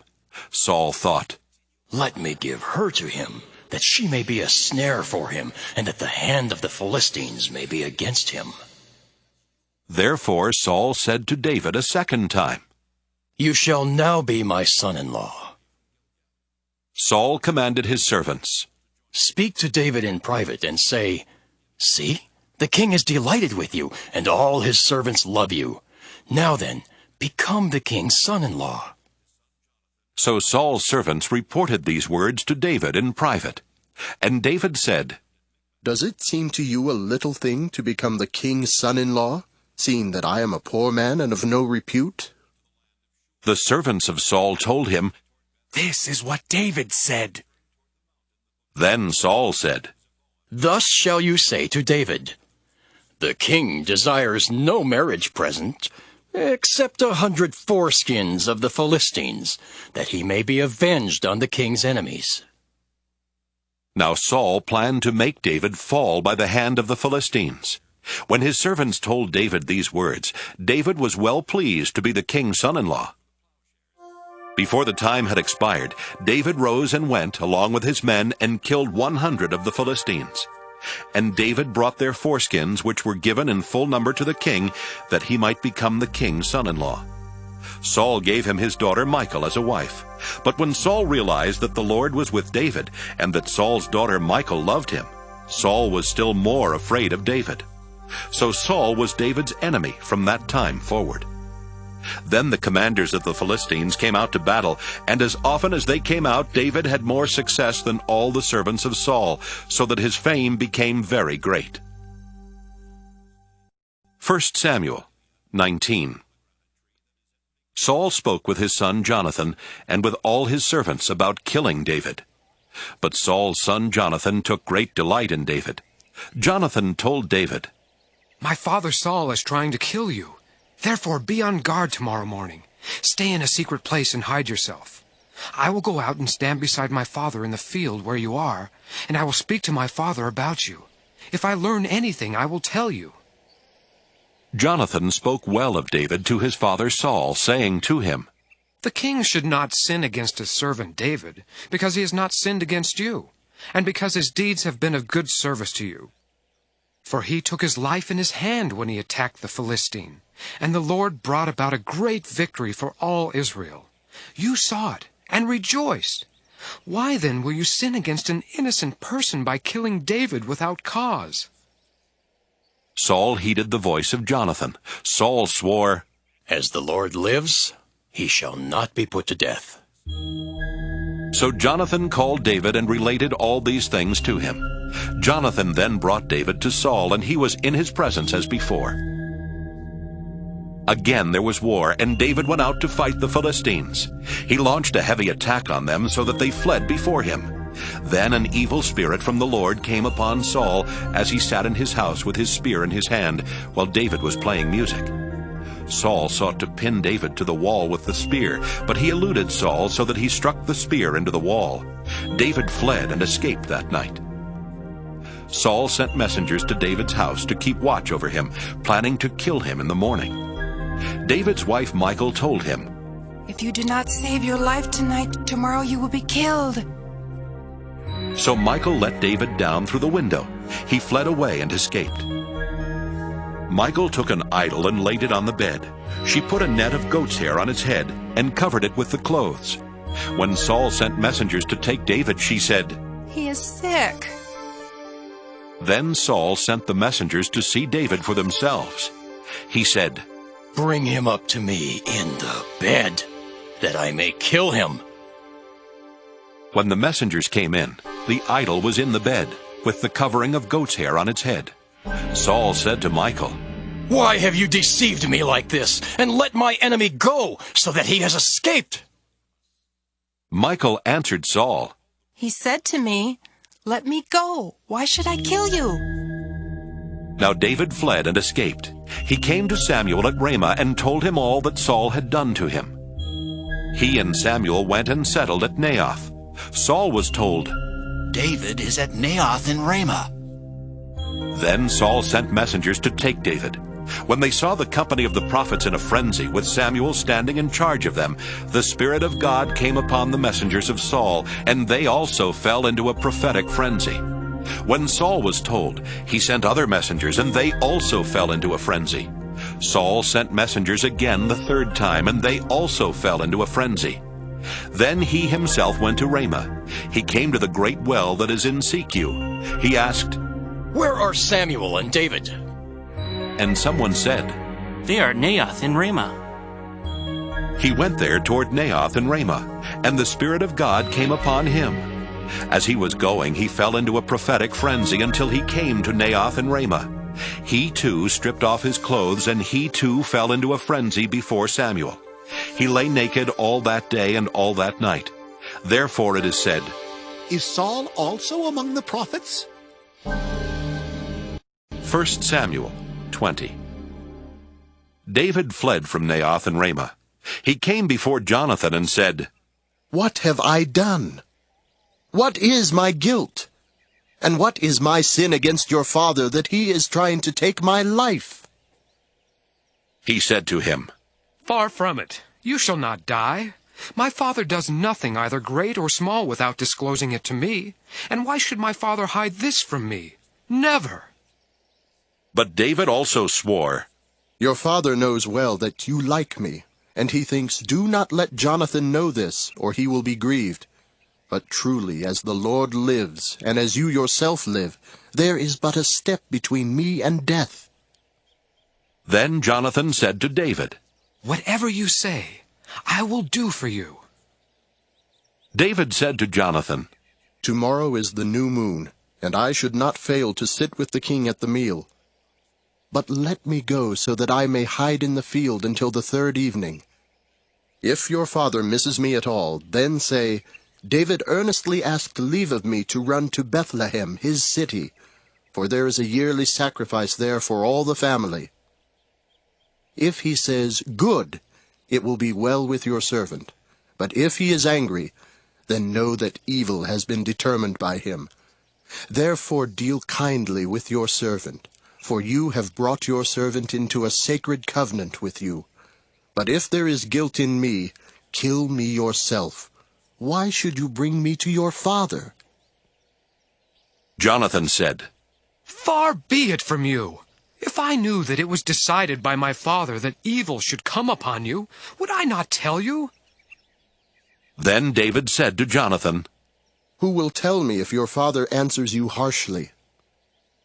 Jonathan replied to David, Come, let us go out into the field. So they both went out into the field.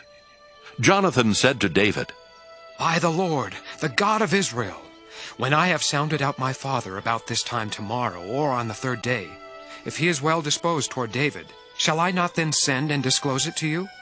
But if my father intends to do you harm, the Lord do so to Jonathan, and more also, if I do not disclose it to you and send you away so that you may go in safety. May the Lord be with you as he has been with my father. If I am still alive, show me the faithful love of the Lord. But if I die, never cut off your faithful love from my house, even if the Lord were to cut off every one of the enemies of David from the face of the earth. Thus Jonathan made a covenant with the house of David, saying, May the Lord seek out the enemies of David. Jonathan made David swear again by his love for him, for he loved him as he loved his own life. Jonathan said to him, Tomorrow is the new moon. You will be missed because your place will be empty.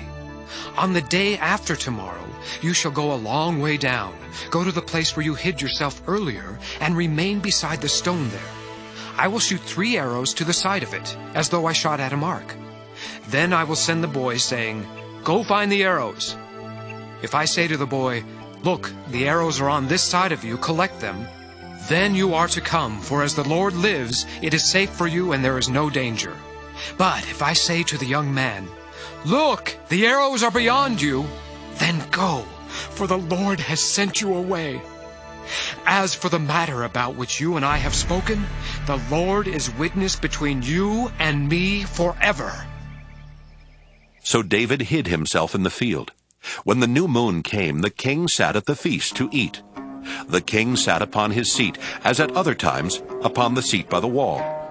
Jonathan stood, while Abner sat by Saul's side, but David's place was empty. Saul did not say anything that day, for he thought, Something has befallen him. He is not clean. Surely he is not clean. But on the second day, the day after the new moon, David's place was empty. And Saul said to his son Jonathan, Why has the son of Jesse not come to the feast, either yesterday or today? Jonathan answered Saul, David earnestly asked leave of me to go to Bethlehem. He said, Let me go, for our family is holding a sacrifice in the city, and my brother has commanded me to be there. So now if I have found favor in your sight, let me get away and see my brothers. For this reason he has not come to the king's table. Then Saul's anger was kindled against Jonathan. He said to him, You son of a perverse, rebellious woman! Do I not know that you have chosen the son of Jesse to your own shame and to the shame of your mother's nakedness? For as long as the son of Jesse lives upon the earth, neither you nor your kingdom shall be established. Now send and bring him to me, for he shall surely die. Then Jonathan answered his father Saul, Why should he be put to death? What has he done? But Saul threw his spear at him to strike him. So Jonathan knew that it was the decision of his father to put David to death. Jonathan rose from the table in fierce anger and ate no food on the second day of the month, for he was grieved for David, and because his father had disgraced him. In the morning Jonathan went out into the field to the appointment with David, and with him was a little boy. He said to the boy, Run, and find the arrows that I shoot. As the boy ran, he shot an arrow beyond him. When the boy came to the place where Jonathan's arrow had fallen, Jonathan called after the boy and said, Is the arrow not beyond you? Jonathan called after the boy, Hurry! Be quick! Do not linger! So Jonathan's boy gathered up the arrows and came to his master. But the boy knew nothing. Only Jonathan and David knew the arrangement. Jonathan gave his weapons to the boy and said to him, Go and carry them to the city. As soon as the boy had gone, David rose from beside the stone heap and prostrated himself with his face to the ground. He bowed 3 times, and they kissed each other and wept with each other. David wept the more. Then Jonathan said to David, "Go in peace, since both of us have sworn in the name of the Lord, saying, 'The Lord shall be between me and you, and between my descendants and your descendants forever.'" He got up and left, and Jonathan went into the city. 1 Samuel 21. David came to Nob to the priest Ahimelech.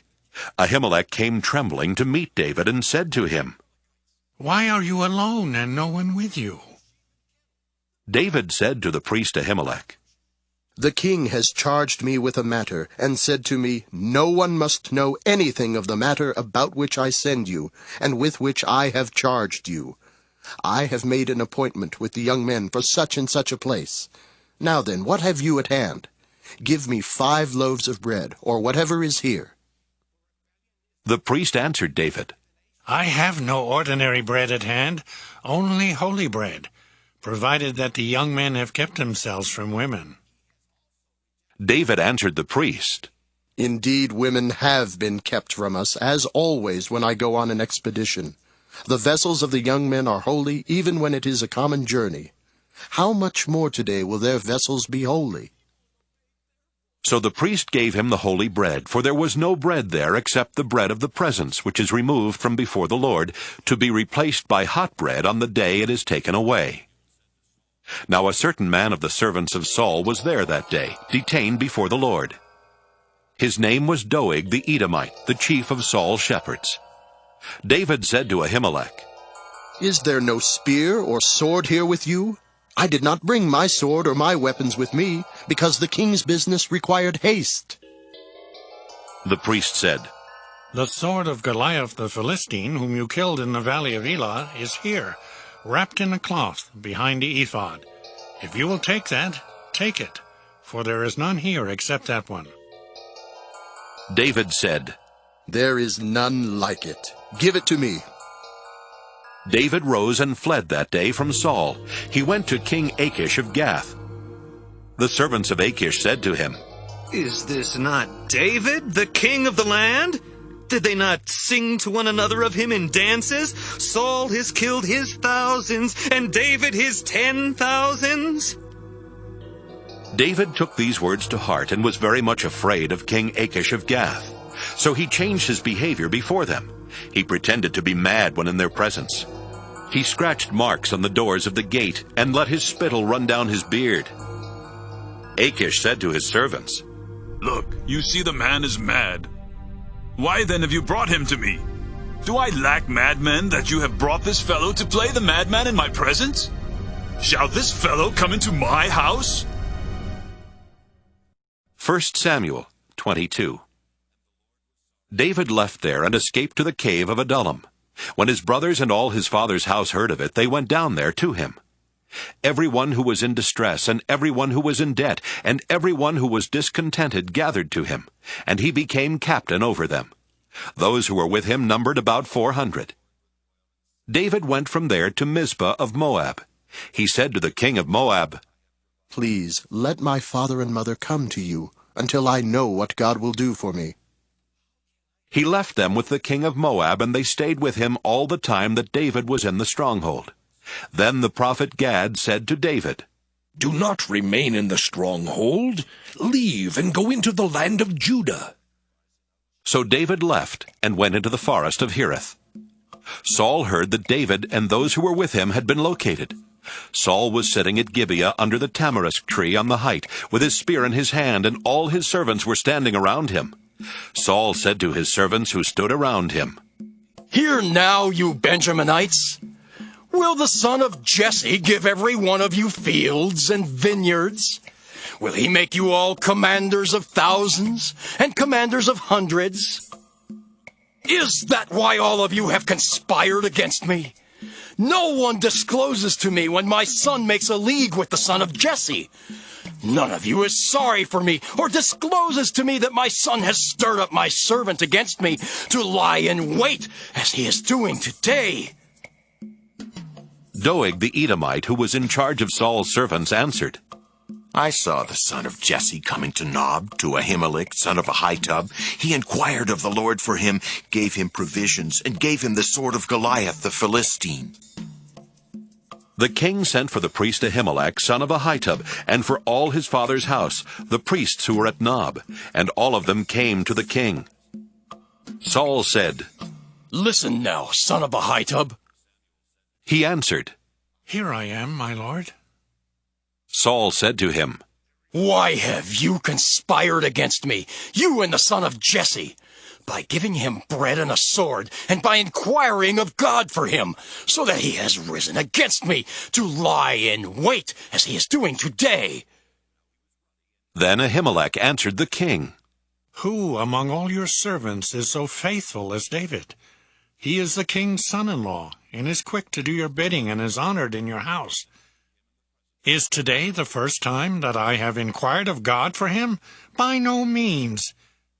Do not let the king impute anything to his servant, or to any member of my father's house, for your servant has known nothing of all this, much or little. The king said, You shall surely die, Ahimelech, you and all your father's house. The king said to the guard who stood around him, Turn and kill the priests of the Lord, because their hand also is with David. They knew that he fled, and did not disclose it to me. But the servants of the king would not raise their hand to attack the priests of the Lord. Then the king said to Doeg, You, Doeg, turn and attack the priests. Doeg the Edomite turned and attacked the priests. On that day he killed 85 who wore the linen ephod. Nob, the city of the priests, he put to the sword. Men and women, children and infants, oxen, donkeys, and sheep he put to the sword. But one of the sons of Ahimelech, son of Ahitub, named Abiathar, escaped and fled after David. Abiathar told David that Saul had killed the priests of the Lord. David said to Abiathar, I knew on that day when Doeg the Edomite was there that he would surely tell Saul, I am responsible for the lives of all your father's house. Stay with me, and do not be afraid, for the one who seeks my life seeks your life. You will be safe with me. 1 Samuel 23. Now they told David, The Philistines are fighting against Keilah and are robbing the threshing floors. David inquired of the Lord, Shall I go and attack these Philistines? The Lord said to David, Go and attack the Philistines and save Keilah. But David's men said to him, Look, we are afraid here in Judah. How much more then if we go to Keilah against the armies of the Philistines? Then David inquired of the Lord again. The Lord answered him, Yes, go down to Keilah, for I will give the Philistines into your hand. So David and his men went to Keilah, fought with the Philistines, brought away their livestock, and dealt them a heavy defeat. Thus David rescued the inhabitants of Keilah. When Abiathar, son of Ahimelech, fled to David at Keilah, he came down with an ephod in his hand. Now it was told Saul that David had come to Keilah. And Saul said, God has given him into my hand, for he has shut himself in by entering a town that has gates and bars. Saul summoned all the people to war, to go down to Keilah, to besiege David and his men. When David learned that Saul was plotting evil against him, he said to the priest Abiathar, Bring the ephod here. David said, O Lord, the God of Israel, your servant has heard that Saul seeks to come to Keilah, to destroy the city on my account. And now, will Saul come down as your servant has heard? O Lord, the God of Israel, I beseech you, tell your servant. The Lord said, He will come down. Then David said, Will the men of Keilah surrender me and my men into the hand of Saul? The Lord said, They will surrender you. Then David and his men, who were about 600, set out and left Keilah. They wandered wherever they could go. When Saul was told that David had escaped from Keilah, he gave up the expedition. David remained in the strongholds in the wilderness, in the hill country of the wilderness of Ziph. Saul sought him every day, but the Lord did not give him into his hand. David was in the wilderness of Ziph at Horesh when he learned that Saul had come out to seek his life. Saul's son Jonathan set out and came to David at Horesh. There he strengthened his hand through the Lord. He said to him, "Do not be afraid, for the hand of my father Saul shall not find you. You shall be king over Israel, and I shall be second to you. My father Saul also knows that this is so." Then the two of them made a covenant before the Lord. David remained at Horesh, and Jonathan went home. Then some Ziphites went up to Saul at Gibeah and said, "David is hiding among us in the strongholds of Horesh, on the hill of Keilah, which is south of Jeshimon. Now, O king, whenever you wish to come down, do so, and our part will be to surrender him into the king's hand." Saul said, "May you be blessed by the Lord for showing me compassion. Go and make sure once more. Find out exactly where he is and who has seen him there, for I am told that he is very cunning. Look around and learn all the hiding places where he lurks, and come back to me with sure information. Then I will go with you, and if he is in the land, I will search him out among all the thousands of Judah."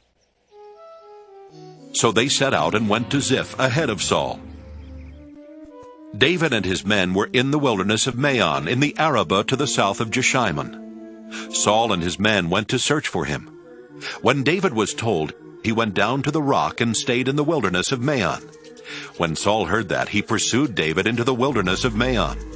Saul went on one side of the mountain, and David and his men on the other side of the mountain. David was hurrying to get away from Saul, while Saul and his men were closing in on David and his men to capture them. Then a messenger came to Saul, saying, "Hurry and come, for the Philistines have made a raid on the land." So Saul stopped pursuing David and went against the Philistines. Therefore that place was called the Rock of Escape. David then went up from there and lived in the strongholds of En-Gedi. 1 Samuel 24. When Saul returned from following the Philistines, he was told, "David is in the wilderness of En-Gedi." Then Saul took 3,000 chosen men out of all Israel and went to look for David and his men in the direction of the rocks of the wild goats. He came to the sheepfolds beside the road, where there was a cave. And Saul went in to relieve himself. Now David and his men were sitting in the innermost parts of the cave. The men of David said to him, "Here is the day of which the Lord said to you, I will give your enemy into your hand, and you shall do to him as seems good to you." Then David went and stealthily cut off a corner of Saul's cloak. Afterward, David was stricken to the heart because he had cut off a corner of Saul's cloak. He said to his men, "The Lord forbid that I should do this thing to my Lord, the Lord's anointed, to raise my hand against him, for he is the Lord's anointed." So David scolded his men severely, and did not permit them to attack Saul. Then Saul got up and left the cave and went on his way. Afterwards, David also rose up and went out of the cave and called after Saul, "My lord, the king!" When Saul looked behind him, David bowed with his face to the ground and did obeisance. David said to Saul, "Why do you listen to the words of those who say, 'David seeks to do you harm'? This very day your eyes have seen how the Lord gave you into my hand in the cave, and some urged me to kill you, but I spared you. I said, I will not raise my hand against my Lord, for he is the Lord's anointed. See, my father, see the corner of your cloak in my hand. For by the fact that I cut off the corner of your cloak and did not kill you, you may know for certain that there is no wrong or treason in my hands. I have not sinned against you, though you are hunting me to take my life. May the Lord judge between me and you. May the Lord avenge me on you.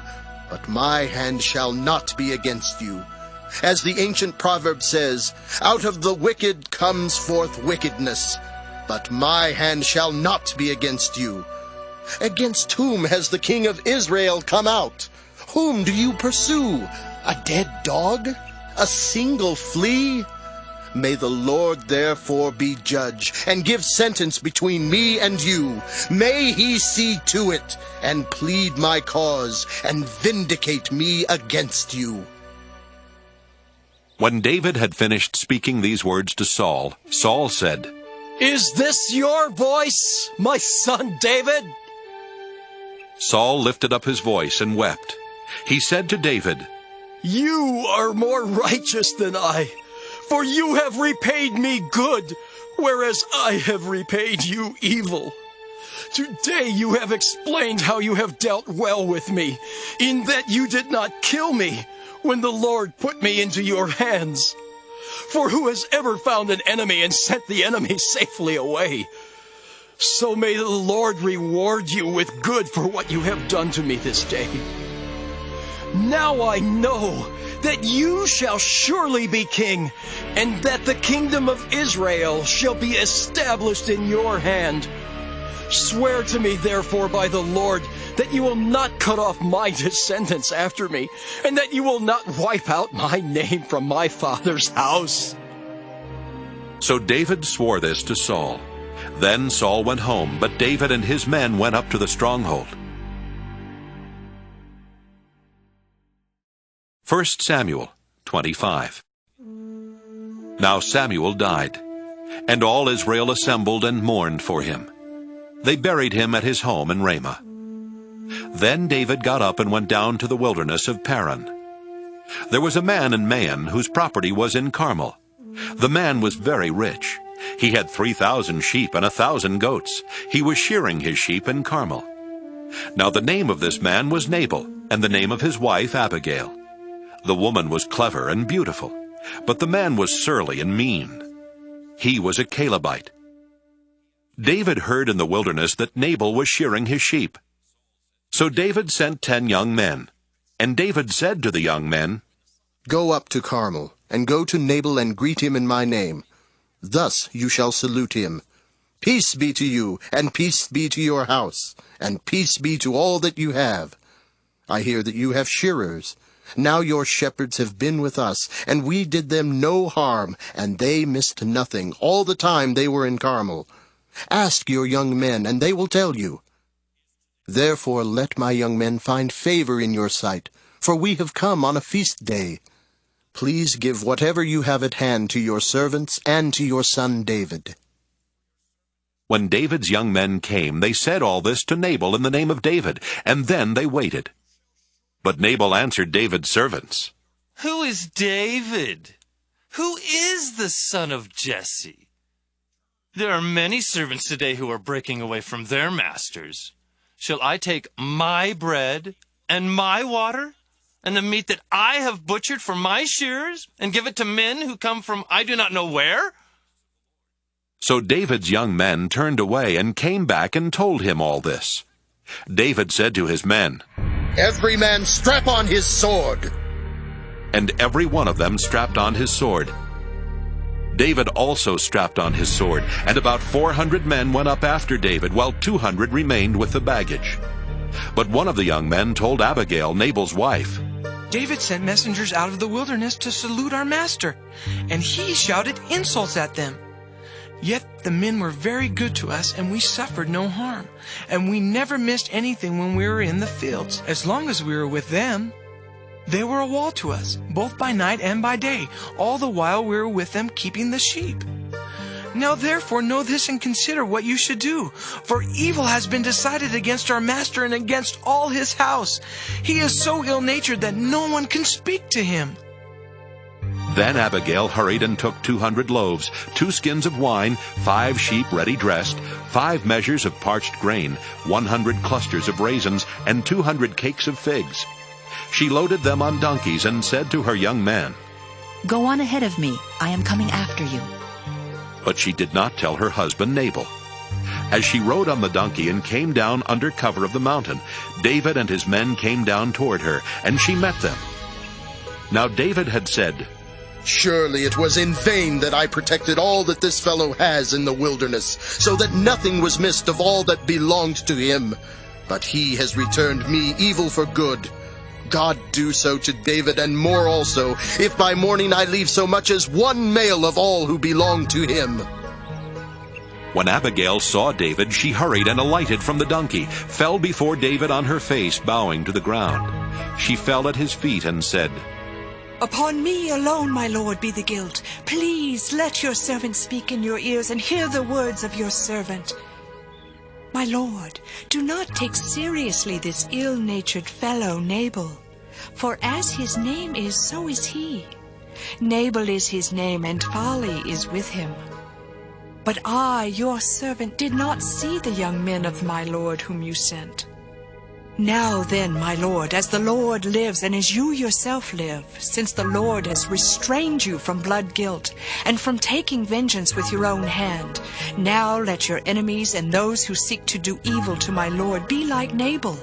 And now let this present that your servant has brought to my lord be given to the young men who follow my lord.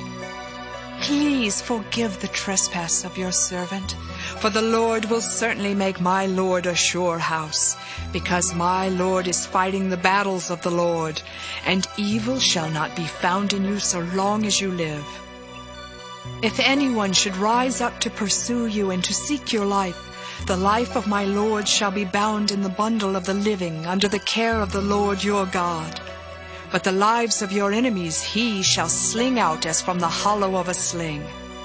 When the Lord has done to my lord according to all the good that he has spoken concerning you, and has appointed you prince over Israel, my lord shall have no cause of grief or pangs of conscience for having shed blood without cause, or for having saved himself. And when the Lord has dealt well with my lord, then remember your servant." David said to Abigail, "Blessed be the Lord, the God of Israel, who sent you to meet me today. Blessed be your good sense, and blessed be you, who have kept me today from blood guilt, and from avenging myself by my own hand. For as surely as the Lord, the God of Israel, lives, who has restrained me from hurting you, unless you had hurried and come to meet me, truly by morning there would not have been left to Nabal so much as one male." Then David received from her hand what she had brought him. He said to her, "Go up to your house in peace. See, I have heeded your voice, and I have granted your petition." Abigail came to Nabal. He was holding a feast in his house, like the feast of a king. Nabal's heart was merry within him, for he was very drunk. So she told him nothing at all until the morning light. In the morning, when the wine had gone out of Nabal, his wife told him these things, and his heart died within him. He became like a stone. About 10 days later, the Lord struck Nabal, and he died. When David heard that Nabal was dead, he said, "Blessed be the Lord, who has judged the case of Nabal's insult to me, and has kept back his servant from evil. The Lord has returned the evil-doing of Nabal upon his own head." Then David sent and wooed Abigail to make her his wife. When David's servants came to Abigail at Carmel, they said to her, "David has sent us to you, to take you to him as his wife." She rose and bowed down with her face to the ground and said, "Your servant is a slave to wash the feet of the servants of my lord." Abigail got up hurriedly and rode away on a donkey. Her 5 maids attended her. She went after the messengers of David and became his wife. David also married Ahinoam of Jezreel. Both of them became his wives. Saul had given his daughter Michal, David's wife, to Paltai, son of Laish, who was from Galim. 1 Samuel 26. Then the Ziphites came to Saul at Gibeah, saying, "David is in hiding on the hill of Hakilah, which is opposite Jeshimon." So Saul rose and went down to the wilderness of Ziph with 3,000 chosen men of Israel to seek David in the wilderness of Ziph. Saul encamped on the hill of Hakilah, which is opposite Jeshimon beside the road. But David remained in the wilderness. When he learned that Saul came after him into the wilderness, David sent out spies and learned that Saul had indeed arrived. Then David set out and came to the place where Saul had encamped, and David saw the place where Saul lay with Abner son of Ner, the commander of his army. Saul was lying within the encampment, while the army was encamped around him. Then David said to Ahimelech the Hittite, and to Joab's brother Abishai son of Zeruiah, "Who will go down with me into the camp to Saul?" Abishai said, "I will go down with you." So David and Abishai went to the army by night. There Saul lay sleeping within the encampment, with his spear stuck in the ground at his head, and Abner and the army lay around him. Abishai said to David, God has given your enemy into your hand today. Now therefore let me pin him to the ground with one stroke of the spear. I will not strike him twice. But David said to Abishai, "Do not destroy him. For who can raise his hand against the Lord's anointed and be guiltless?" David said, "As the Lord lives, the Lord will strike him down, or his day will come to die, or he will go down into battle and perish. The Lord forbid that I should raise my hand against the Lord's anointed. But now take the spear that is at his head and the water jar, and let us go." So David took the spear that was at Saul's head and the water jar, and they went away. No one saw it or knew it, nor did anyone awake, for they were all asleep, because a deep sleep from the Lord had fallen upon them. Then David went over to the other side and stood on top of a hill far away with a great distance between them. David called to the army and to Abner son of Ner, saying, "Abner, will you not answer?" Then Abner replied, "Who are you that calls to the king?" David said to Abner, "Are you not a man? Who is like you in Israel? Why then have you not kept watch over your lord the king? For one of the people came in to destroy your lord the king. This thing that you have done is not good. As the Lord lives, you deserve to die, because you have not kept watch over your Lord, the Lord's anointed. See now, where is the king's spear, or the water jar that was at his head?"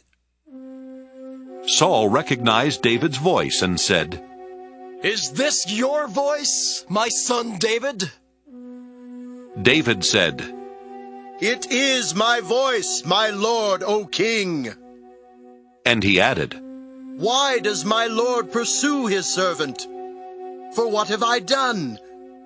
What guilt is on my hands? Now therefore let my lord the king hear the words of his servant. If it is the Lord who has stirred you up against me, may he accept an offering. But if it is mortals, may they be cursed before the Lord, for they have driven me out today from my share in the heritage of the Lord, saying, 'Go, serve other gods.' Now therefore do not let my blood fall to the ground, away from the presence of the Lord. For the king of Israel has come out to seek a single flea, like one who hunts a partridge in the mountains." Then Saul said, "I have done wrong.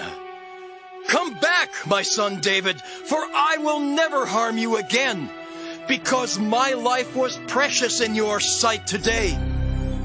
I have been a fool and have made a great mistake." David replied, "Here is the spear, O king. Let one of the young men come over and get it. The Lord rewards everyone for his righteousness and his faithfulness. For the Lord gave you into my hand today, but I would not raise my hand against the Lord's anointed. As your life was precious today in my sight, so may my life be precious in the sight of the Lord, and may he rescue me from all tribulation." Then Saul said to David, "Blessed be you, my son David. You will do many things and will succeed in them." So David went his way, and Saul returned to his place. 1 Samuel 27.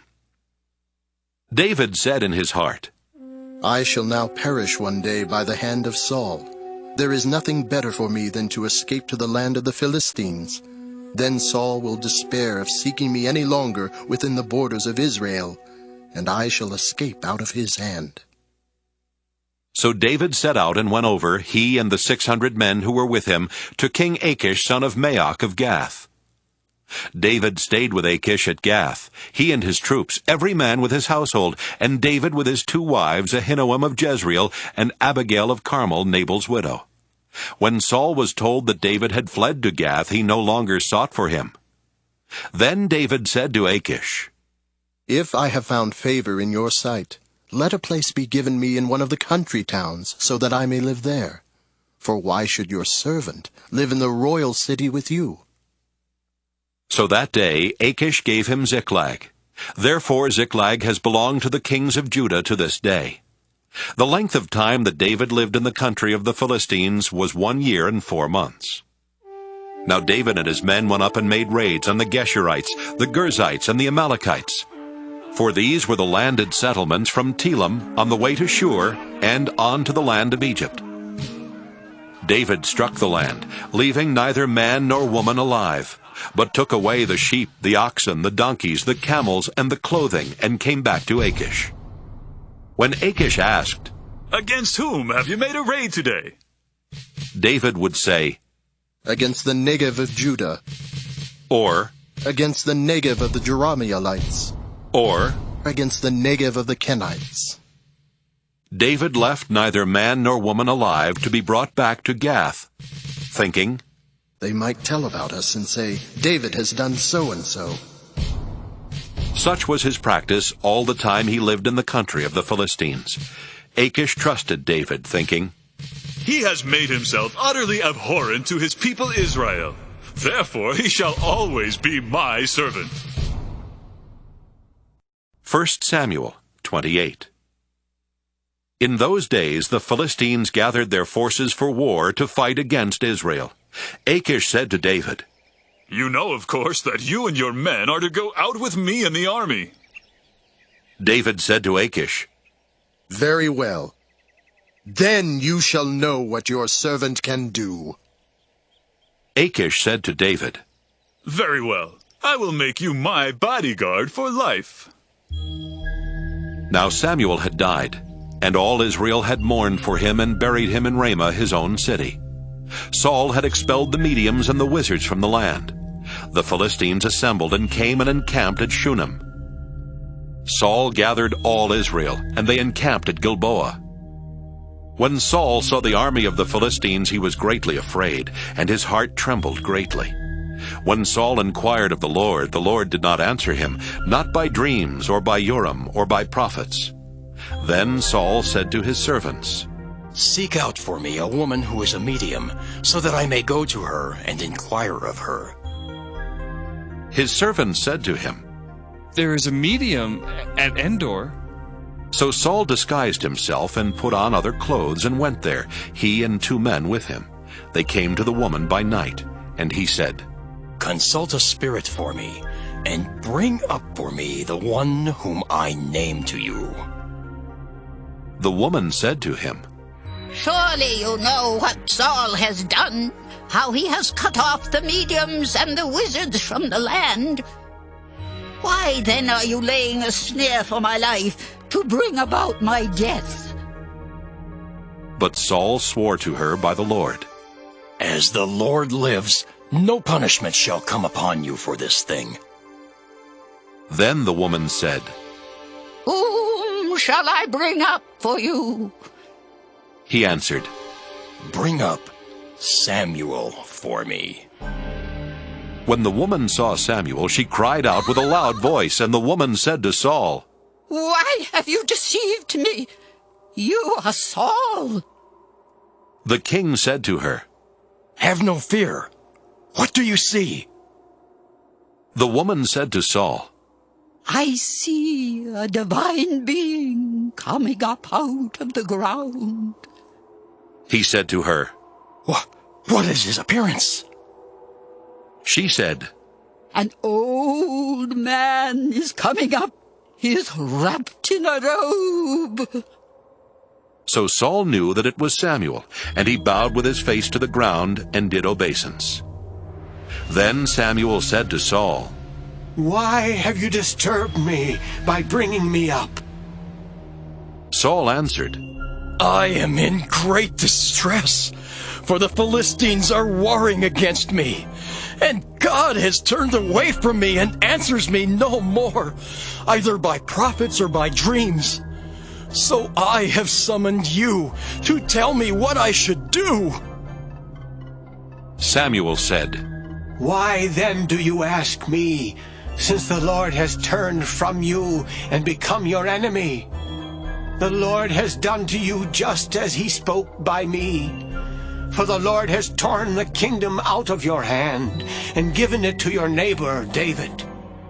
Because you did not obey the voice of the Lord and did not carry out his fierce wrath against Amalek, therefore the Lord has done this thing to you today. Moreover, the Lord will give Israel along with you into the hands of the Philistines, and tomorrow you and your son shall be with me. The Lord will also give the army of Israel into the hands of the Philistines." Immediately Saul fell full length on the ground, filled with fear because of the words of Samuel, and there was no strength in him, for he had eaten nothing all day and all night. The woman came to Saul, and when she saw that he was terrified, she said to him, "Your servant has listened to you. I have taken my life in my hand, and have listened to what you have said to me. Now, therefore, you also listen to your servant. Let me set a morsel of bread before you. Eat, that you may have strength when you go on your way." He refused and said, "I will not eat." But his servants together with the woman urged him, and he listened to their words. So he got up from the ground and sat on the bed. Now the woman had a fatted calf in the house. She quickly slaughtered it and took flour, kneaded it, and baked unleavened cakes. She put them before Saul and his servants, and they ate. Then they rose and went away that night.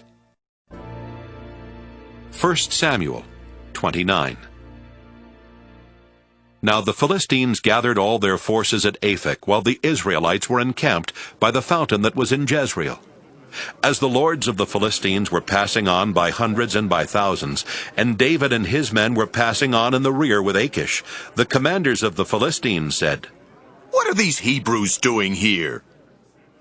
Achish said to the commanders of the Philistines, "Is this not David, the servant of King Saul of Israel, who has been with me now for days and years? Since he deserted to me, I have found no fault in him to this day." But the commanders of the Philistines were angry with him. And the commanders of the Philistines said to him, "Send the man back so that he may return to the place that you have assigned to him. He shall not go down with us to battle, or else he may become an adversary to us in the battle. For how could this fellow reconcile himself to his Lord? Would it not be with the heads of the men here? Is this not David, of whom they sing to one another in dances? Saul has killed his thousands, and David his 10,000s? Then Achish called David and said to him, "As the Lord lives, you have been honest, and to me it seems right that you should march out and in with me in the campaign. For I have found nothing wrong in you from the day of your coming to me until today. Nevertheless, the lords do not approve of you. So go back now, and go peaceably. Do nothing to displease the lords of the Philistines." David said to Achish, "But what have I done? What have you found in your servant from the day I entered your service until now, that I should not go and fight against the enemies of my lord the king?" Achish replied to David, "I know that you are as blameless in my sight as an angel of God.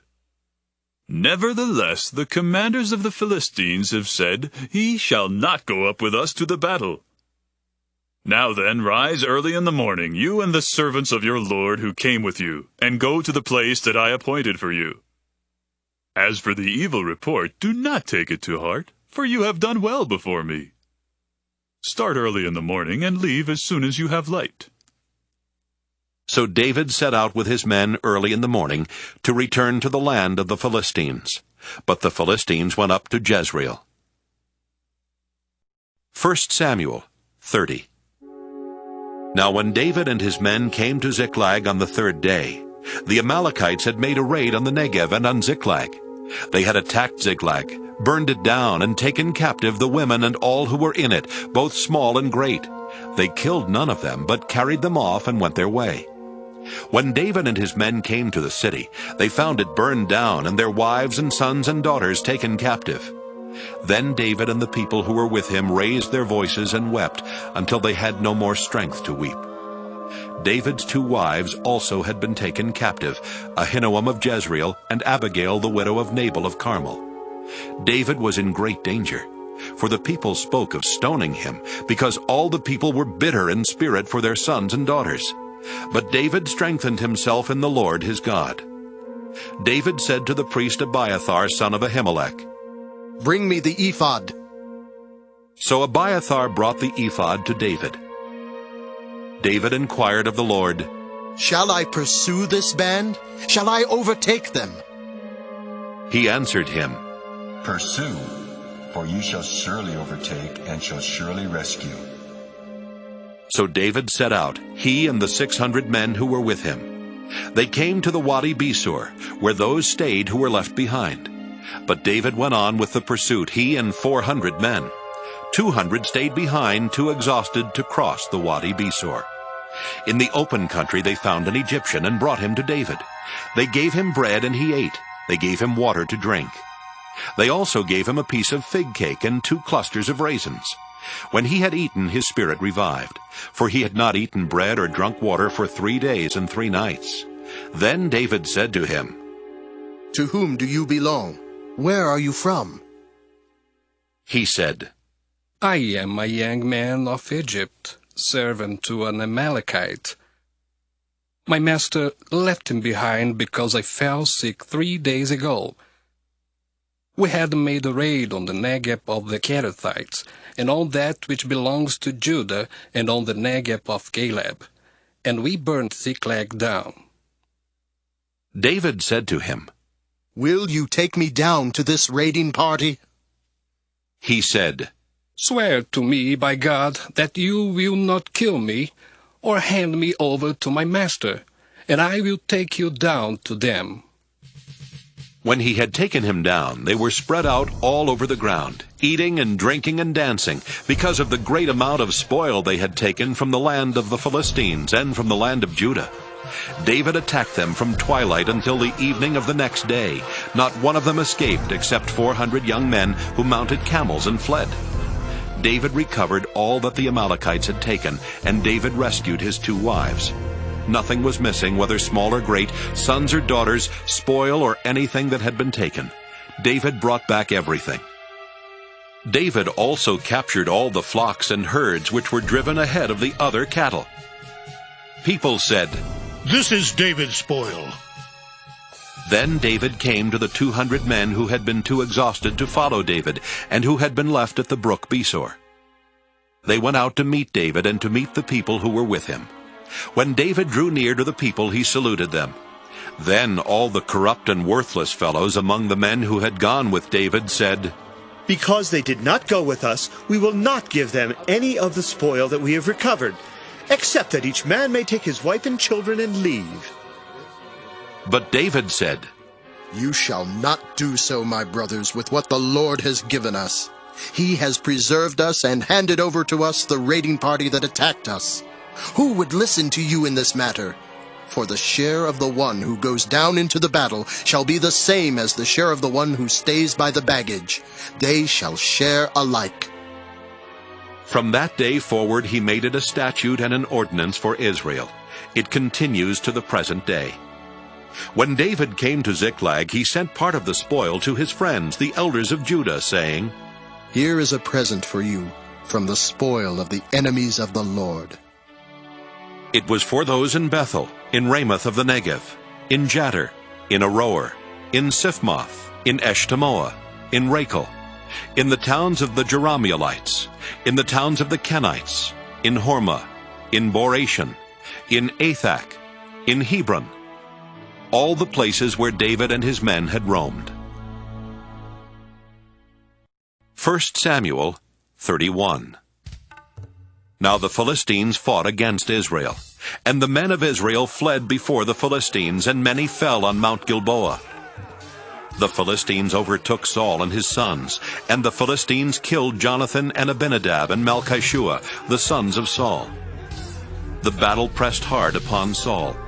The archers found him, and he was badly wounded by them. Then Saul said to his armor-bearer, "Draw your sword and thrust me through with it, so that these uncircumcised may not come and thrust me through and make sport of me." But his armor-bearer was unwilling, for he was terrified. So Saul took his own sword and fell upon it. When his armor-bearer saw that Saul was dead, he also fell upon his sword and died with him. So Saul and his 3 sons and his armor-bearer and all his men died together on the same day. When the men of Israel who were on the other side of the valley, and those beyond the Jordan, saw that the men of Israel had fled, and that Saul and his sons were dead, they forsook their towns and fled, and the Philistines came and occupied them.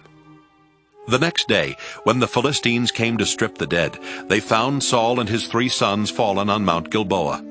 They cut off his head, stripped off his armor, and sent messengers throughout the land of the Philistines to carry the good news to the houses of their idols and to the people. They put his armor in the temple of Astarte, and they fastened his body to the wall of Bethshan. But when the inhabitants of Jabesh-Gilead heard what the Philistines had done to Saul, all the valiant men set out, traveled all night long, and took the body of Saul and the bodies of his sons from the wall of Bethshan. They came to Jabesh and burned them there. Then they took their bones and buried them under the tamarisk tree in Jabesh, and fasted 7 days.